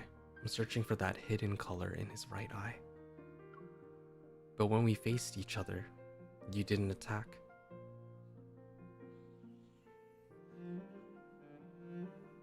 Instead, you took my hand and asked if I wanted to escape together. That nebula was more chaotic than an abyss. I didn't see how it ended. Did we manage to escape? What do you think? He brings his empty wine glass closer and presses its cool surface against my forehead. If we hadn't, then who exactly are you looking at right now? We're pretty special, huh? Speaking of which, you never doubted yourself, or worried about my capabilities for that matter. Then you went through hell and back, barely escaped with your life, and arrived in the N109 zone before it fell. More or less. Have you ever considered that me landing in the N109 zone wasn't a coincidence? It's because of the Gaia Research Center? Silus remains nonchalant. I found some documents in the corridor of the old facility. The Unicorn Research Team, or rather, the Gaia Research Center as a whole, was attempting to establish contact with DEEPSPACE. The unicorn researchers wanted to recreate a powerful cosmic energy source, which exists within me as an ether core. Do you believe what Dimitri said?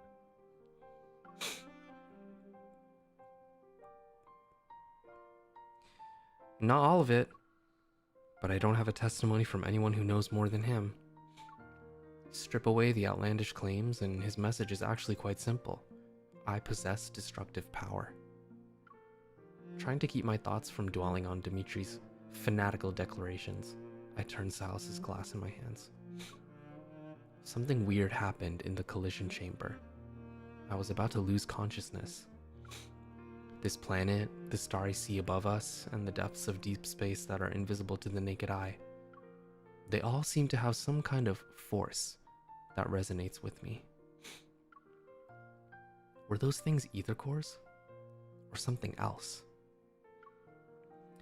Now when I think about the deep space tunnel in the sky, I feel like I've gained an understanding that goes beyond what's currently known about it. It's not the source of all disasters. It's a bridge connecting us to civilizations more superior than humanity's. Maybe Dimitri wasn't lying. It's possible I have the power to destroy everything. My thoughts traveled through that darkness in the collision chamber, and how I sank into an overwhelming strength. It's strong enough to erase an entire planet. What lies dormant inside me is powerful and uncontrollable. Suddenly, a hand grasps my chin. My gaze lands on Silas's disinterested expression.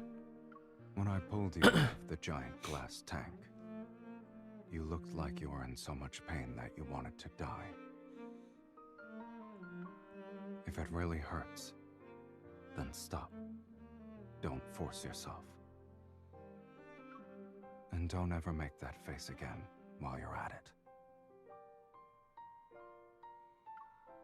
I looked directly into his right eye. The mesmerizing ether core within it remains tranquil, and my racing thoughts slowly calm down. Wait, he has an ether core in his eye now? I forgot about that. I forgot that happened. You can always pull me back, right? Just like before. Whoosh.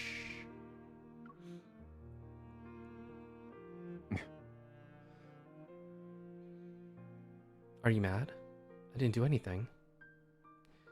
As I look up at him expectantly, Silus stays silent for a moment. Then he appears interested. Grabbing my hand, he leads me outside.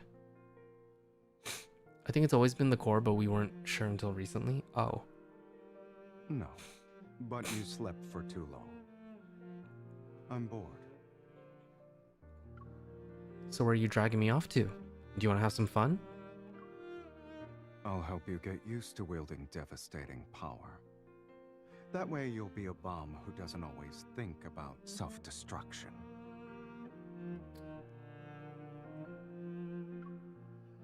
Hmm? Oh, he's been had it. Okay. Oh, what's happening? We're training? We enter a familiar, dimly lit room. Silus helps me into the egg-shaped gaming pod. He puts the hologram helmet over my head. As the pod slowly closes, my body tenses. Silus taps on the glass. Although I can't hear anything outside, I read his lips. Now come, conquer everything in your path, starting with me. Ooh.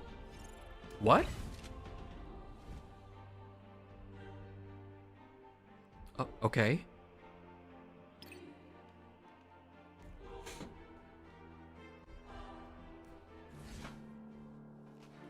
It's time to get moving.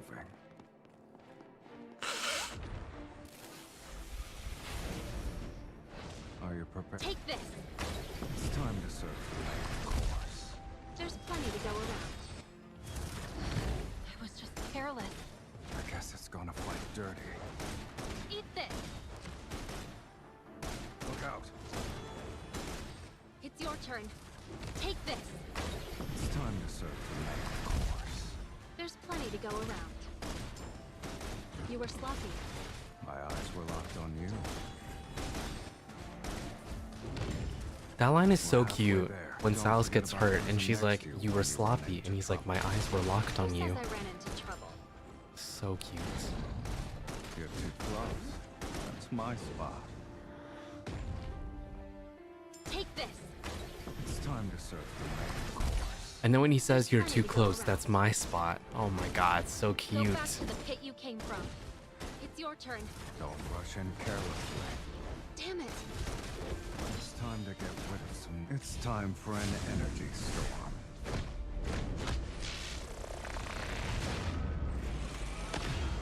Pull everything to the ground. It's time to meet your maker. I shouldn't have let you get hurt. Are you angry with yourself? No. Man, the auto. Okay. Well, we can try again later.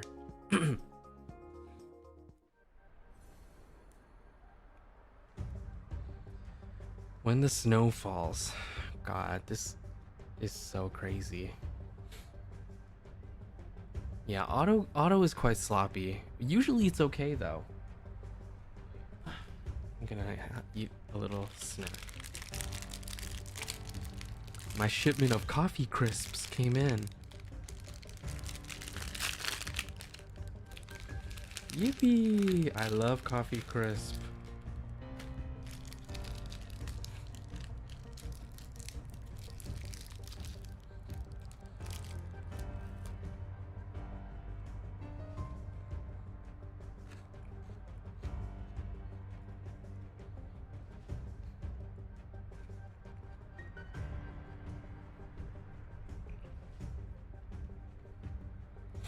Hmm.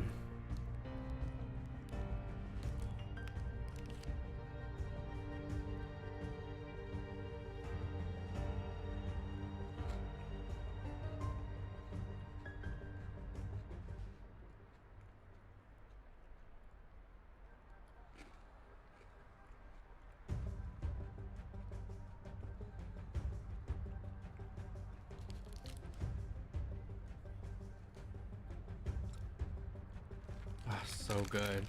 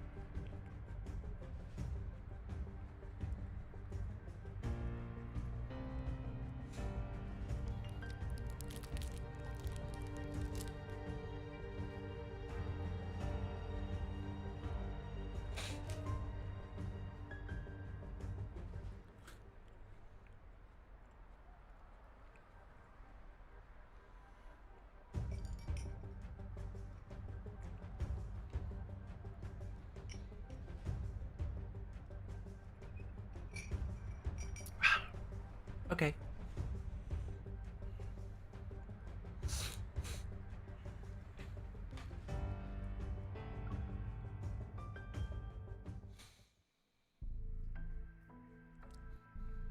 After matching wits with Silus for 47 rounds, my heavy eyelids forced me to be the one to call it quits first. I slept so deeply that when I woke up, I found myself in my own bed. I had been moved there and didn't even stir once. Was I really that exhausted, or do I trust him too much? I massaged my throbbing temples as I recalled the information I received during our break last night. Silas's curiosity was piqued by these mysterious antimatter weapons, and he decided to investigate their origin. Luke and Kieran were equally thrilled. They rubbed their hands together as if to say, "We finally have something fun to do." Given the usual efficacy of Unakindness's leader, that mysterious hunter will soon cross paths with an odd little group consisting of a boss man, 2 troublemakers, and their crow.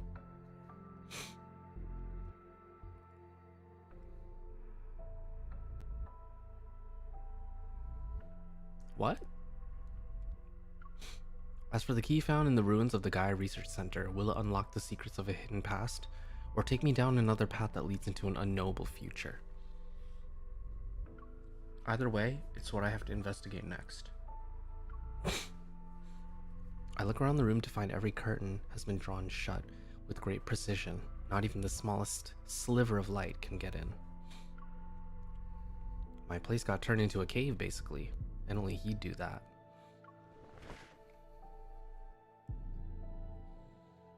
Whoa, is that snow? I walk to the window. As soon as I pull back the curtains, blinding light floods my vision. As far as the eye can see, a cold radiance has engulfed the city. A blanket of snow covers every building. It's snowing in Lincoln?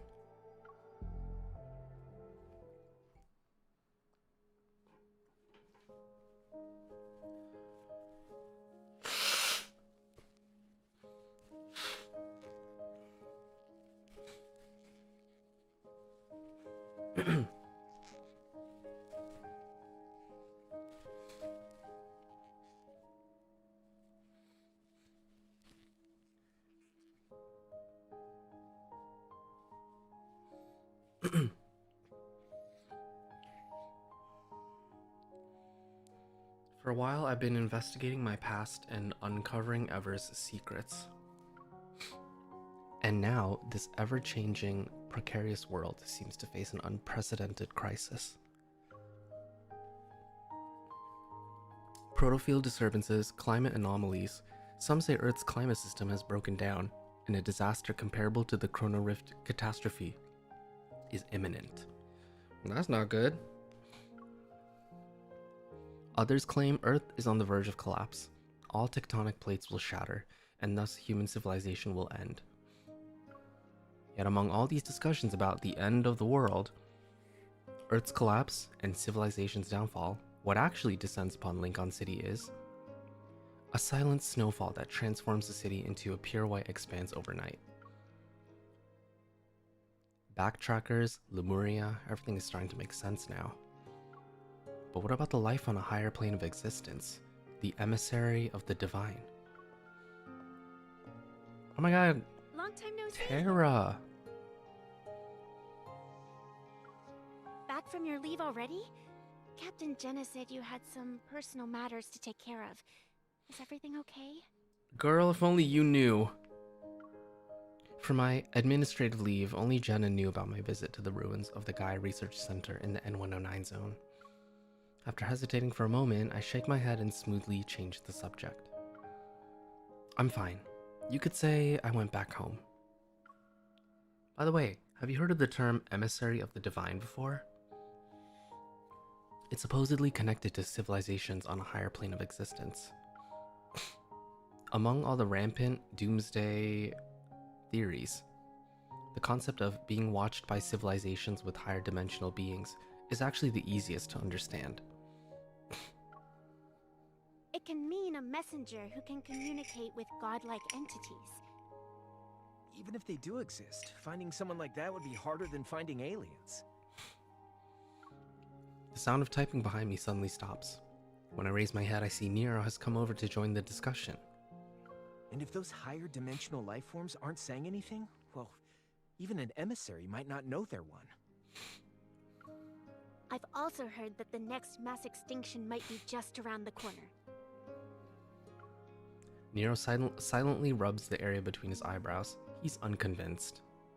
Isn't that just propaganda spread by prototists to push for the development of protocore technology? Not necessarily.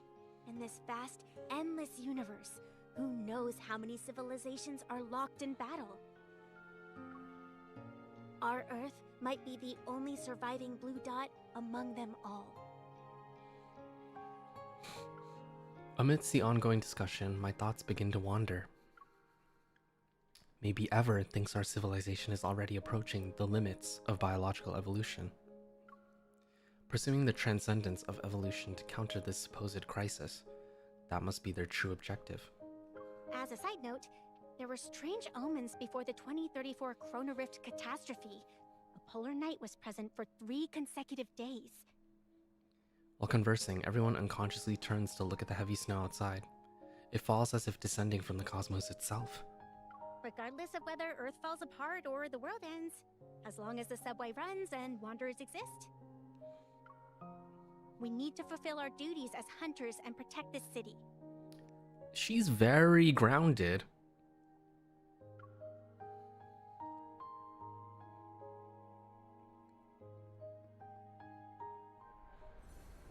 Surprisingly so, for talking about the end of the world. When we are together. It's 5 p.m., and a lecture titled Life's Boundaries is underway in Lincoln University's largest lecture hall. Aside from medical students, students from other departments have taken a seat to listen. In the packed lecture hall, the speaker stands. His back faces a projection of a beating heart model, and his authoritative voice is steady. Life itself is not endless. Oh my god, Zayne! Life and death, health and illness. These seemingly opposing concepts maintain the balance of life itself. An inquisitive student raises her hand. But with today's medical technology, we can potentially do gene editing, cellular regeneration, and even human modification. If immortality becomes achievable, why should we still accept death as the end of life? If we set aside morals and ethics, these technologies could make immortality possible.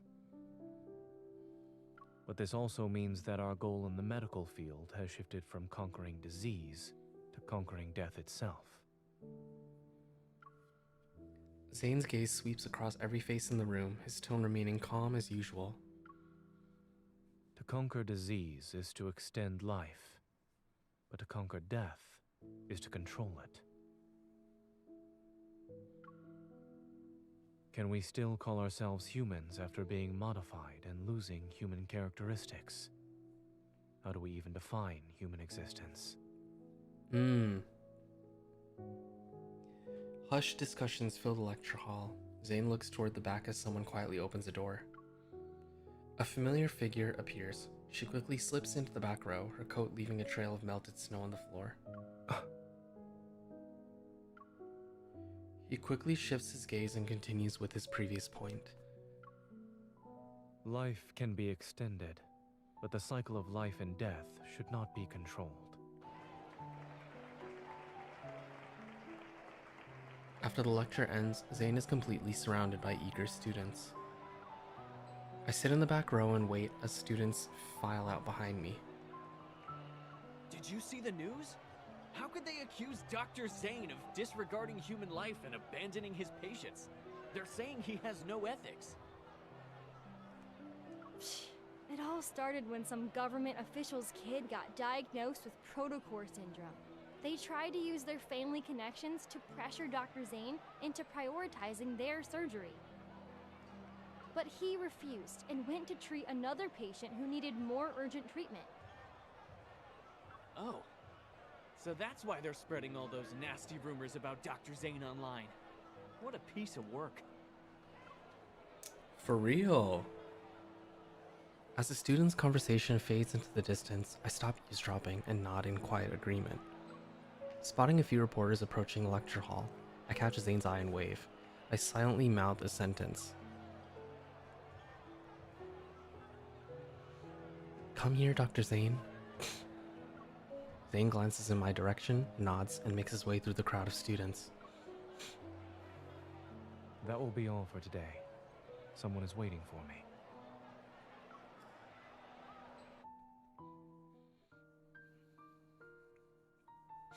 After helping Zayne dodge the reporters, we leave the university and stroll through the snow-covered streets bathed in evening's golden light. You're good at making complex topics clear and accessible, Dr. Zayne. If I were a few years younger, I'd sneak into your lectures every day. Really? What was the second key point from the third section?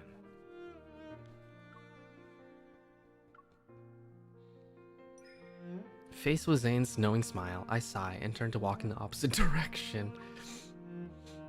Where are you going? I need to find a time machine so I can hear your brilliant lecture from start to finish. 3, 2, before I can finish my silent countdown, he grabs my hand. Come back. I only saw you arrive near the end of the lecture. The time machine must have not been invented yet.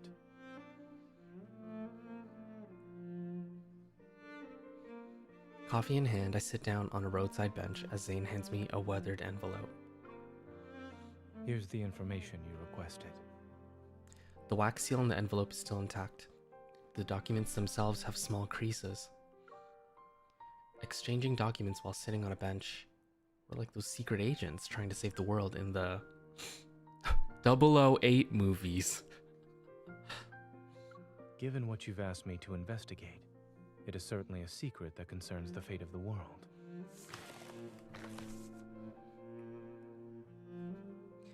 I vaguely remember Zayne mentioning Dr. Noah's Arctic expedition research, which might be connected. The cryptic patterns etched into the keys seem to point toward the traces of a primordial civilization. 14 years ago, a research team ventured into the Arctic to study life's boundaries. They made an unexpected discovery in an ice cave. The drive, USB, whatever, it looks the same. According to the surviving documents, the pictographs they recorded in the ice cave bear a striking resemblance to the patterns on the biometric key.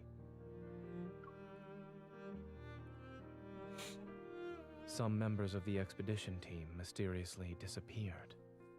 Others joined the Unicorn research team. Dr. Noah has a photocopy of the expedition journal. It's incomplete, but he hopes it can help you. Signals from deep space, the ether core, the key. The clues form an intricate web in the darkness. It stretches across the boundaries of time and space. Almost unnoticeable, each strand is being woven into place. They're waiting for that singular moment when everything is taught. Please thank Dr. Noah for me. How's he doing? What about Pi and the others? He and the animals are doing well. You remembered to ask about the animals, but have you forgotten something? Huh? It dawns on me. Do you need special attention too? Do I look invincible to you? Aww. Thinking about how rare our meetings and calls have been lately, I feel a twinge of guilt. So, how has Zayne been lately? Have you been sleeping well? Do you still have nightmares? I'm doing well. For some reason, my words elicit a soft chuckle from Zayne. You've already made time to pick me up after class. And since I'm on my way to work, why don't you walk with me? You can do it as you head back to the Hunters Association.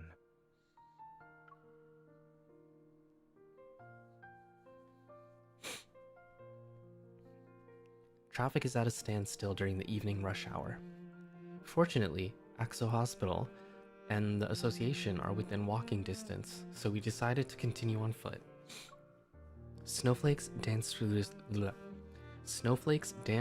the streets. As the intersection's traffic lights turns red, the flow of vehicles stops. Pedestrians pause on the sidewalk, their heads tilted upward as they wait. They watch the massive holographic display flicker above the intersection.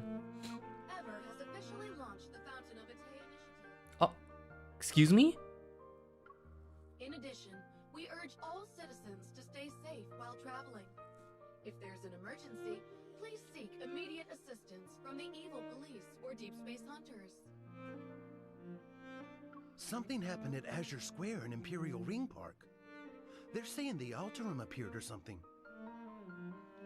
No wonder the news keeps telling us to be careful lately. Having wanderers around was bad enough. Now we have to deal with the Alterum too. With one disaster after another in this godforsaken world, maybe it should just end already. Girl, that's so doomer of you. I can't help but stifle a laugh. As the light turns green, traffic and pedestrians start moving again. And for our final story, a medical controversy surrounding Protocore syndrome has drawn widespread public attention.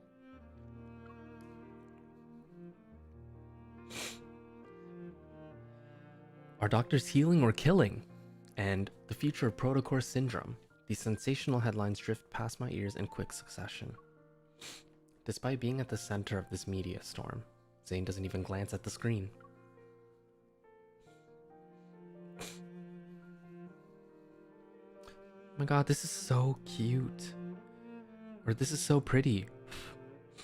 The snow with Zayne. What? Are you tired of looking at it? I meant to take a photo, but I skipped the text. Sorry. What did he say? What did I say? The news keeps using that same stone-faced picture of you from Axel Hospital's website. It's basically decades old at this point. Are you tired of looking at it? I was just thinking, if Dr. Zayne had smiled even 1 pixel's worth in that photo, then maybe these rumors wouldn't have gone far. Zayne tilts his head. As if he's playing along, he shows the tiniest hint of a smile.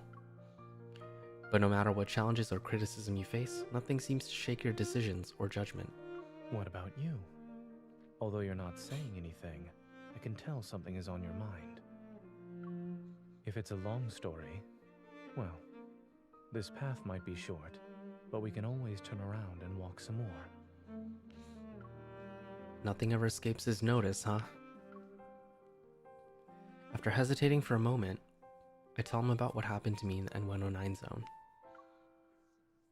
That's a long story. Those monsters and that cosmic void in the sky, it's all because of you.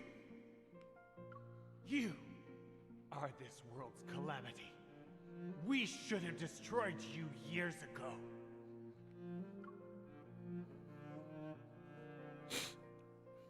The Gaia Research Center, the Unicorn Lab, the collision chamber, and the spatium core I absorbed into my body.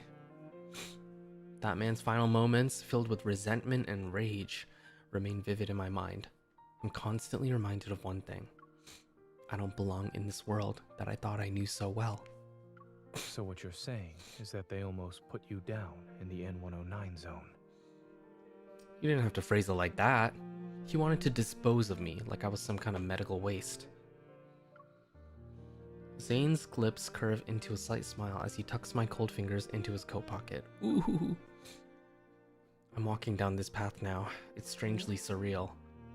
Are you more lost now, or more certain?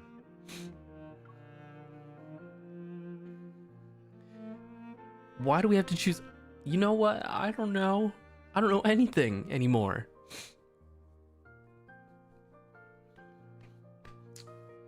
What the fuck? I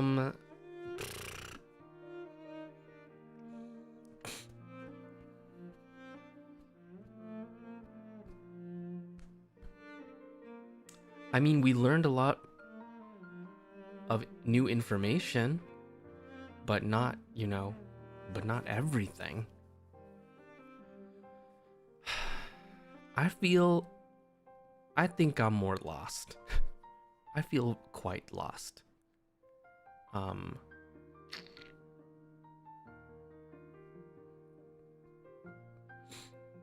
more lost. Well, my very existence feels too strange. It's almost unreal. But does my existence mean anything in this world if I don't have my power? His hand warms my fingertips and I gently squeeze it. Any identity is just a role we temporarily play. It doesn't encapsulate the meaning of one's existence. Even without the identity and responsibilities they assign to you, you've been living just fine.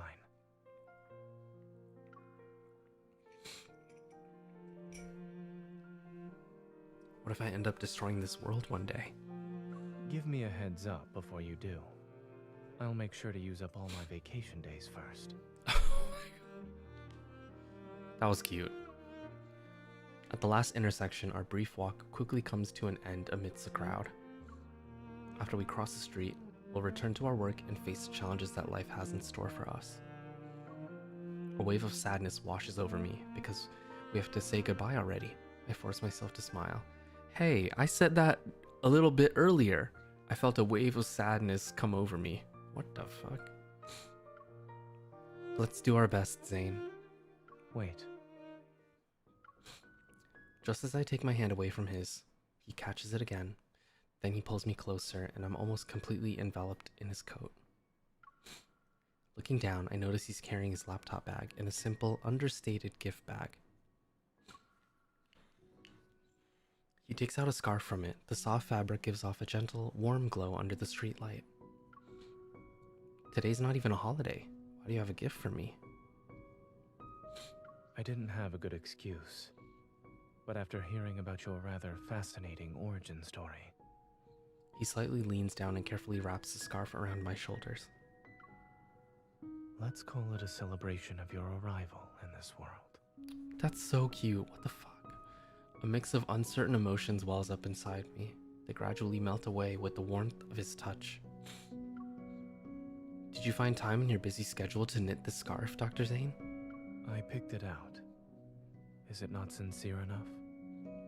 He raises his hand to smooth my disheveled hair. The snowflakes that landed on his forehead slowly melt away. Whether it's ever or something else, the path you've chosen will be full of challenges. You'll encounter many people with ill intentions. But more importantly, you must be confident about your own choices. There are certain things that you can never take back. What do you mean by that? In the vast expanse of snow, neither of us takes a step forward. Then my first correct choice for today must have been seeing you. Thank you for choosing me.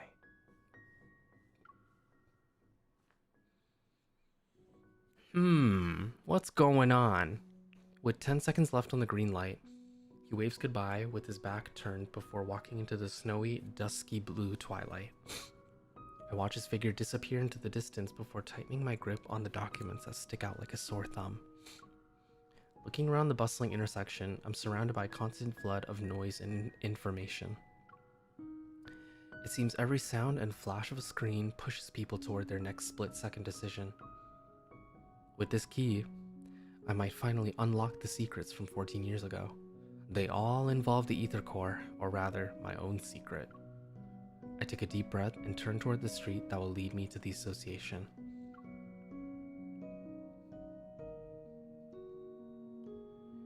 Wow. My God.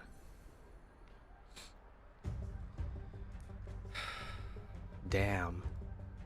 This story is getting so heavy. My God.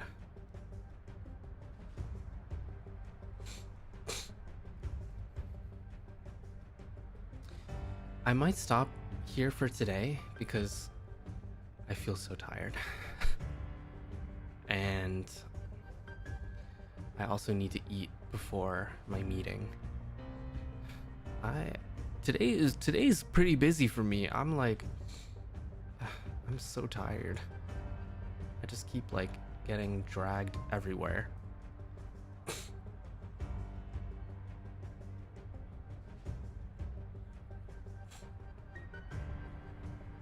It gets heavier, so if you want to stop and take it slow, now's the time.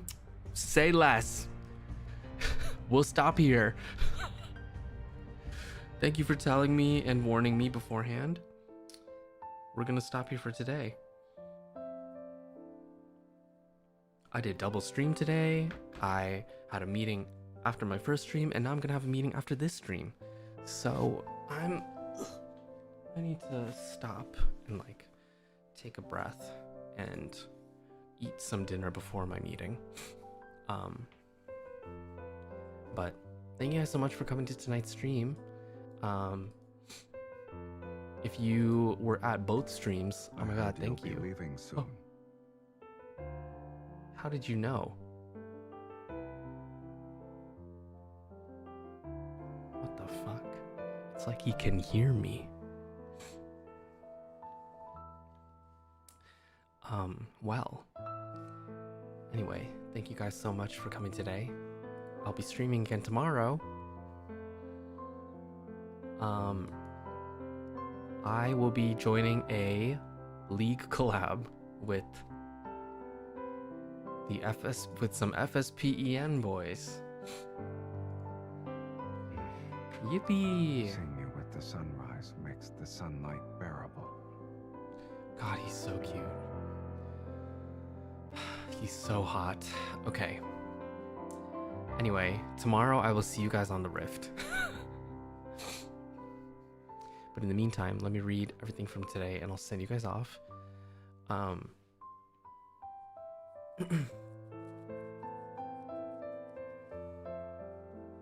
Those aren't pink shades, they're just frames. They're like golden frames. At the fashion show, I saw a dress with the night sky stitched over a river. I ordered one for you. It'll be sent once the measurements are correct. Oh my god, thank you. Thanks, Daddy.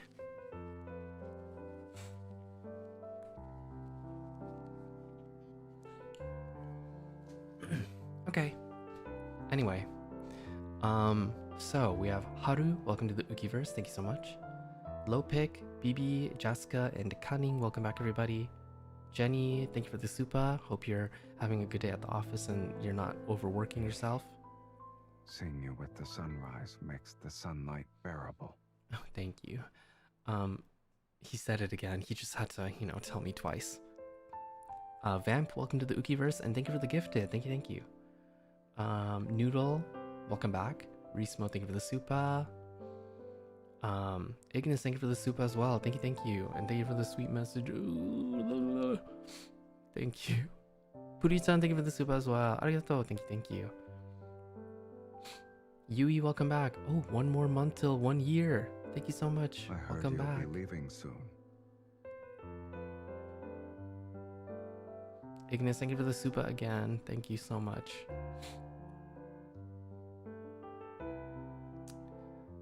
And your words don't go unnoticed as well. Thank you.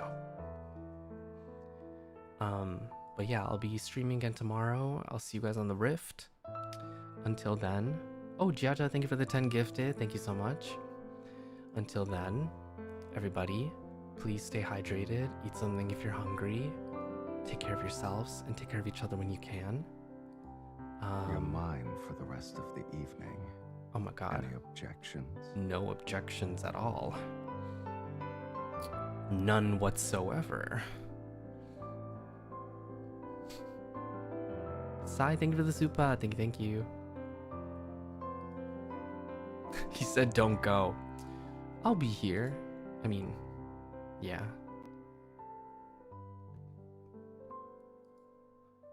Whoa, wait a minute. It's like showing me... It's like showing me old... I need to refresh this page. I'm fascinated by humans. After all, their capacity for cruelty surpasses that of animals. Oh my god.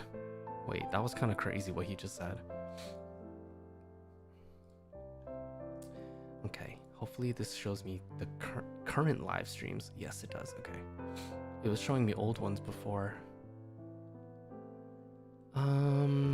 Let's see.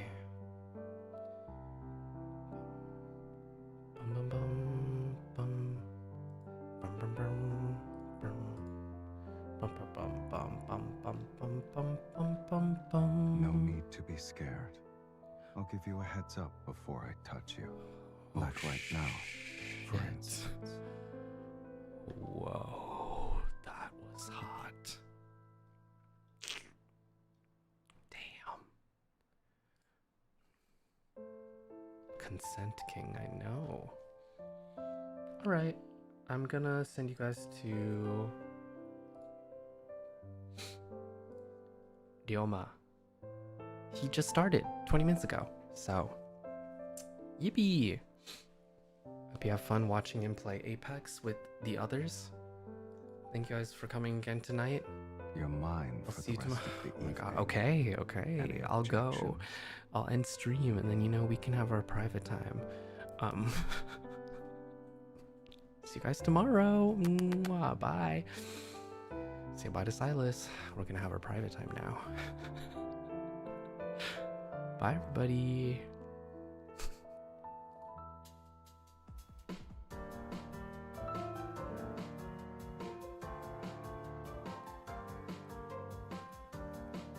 Bum, bum, bum. Bum, bum, bum.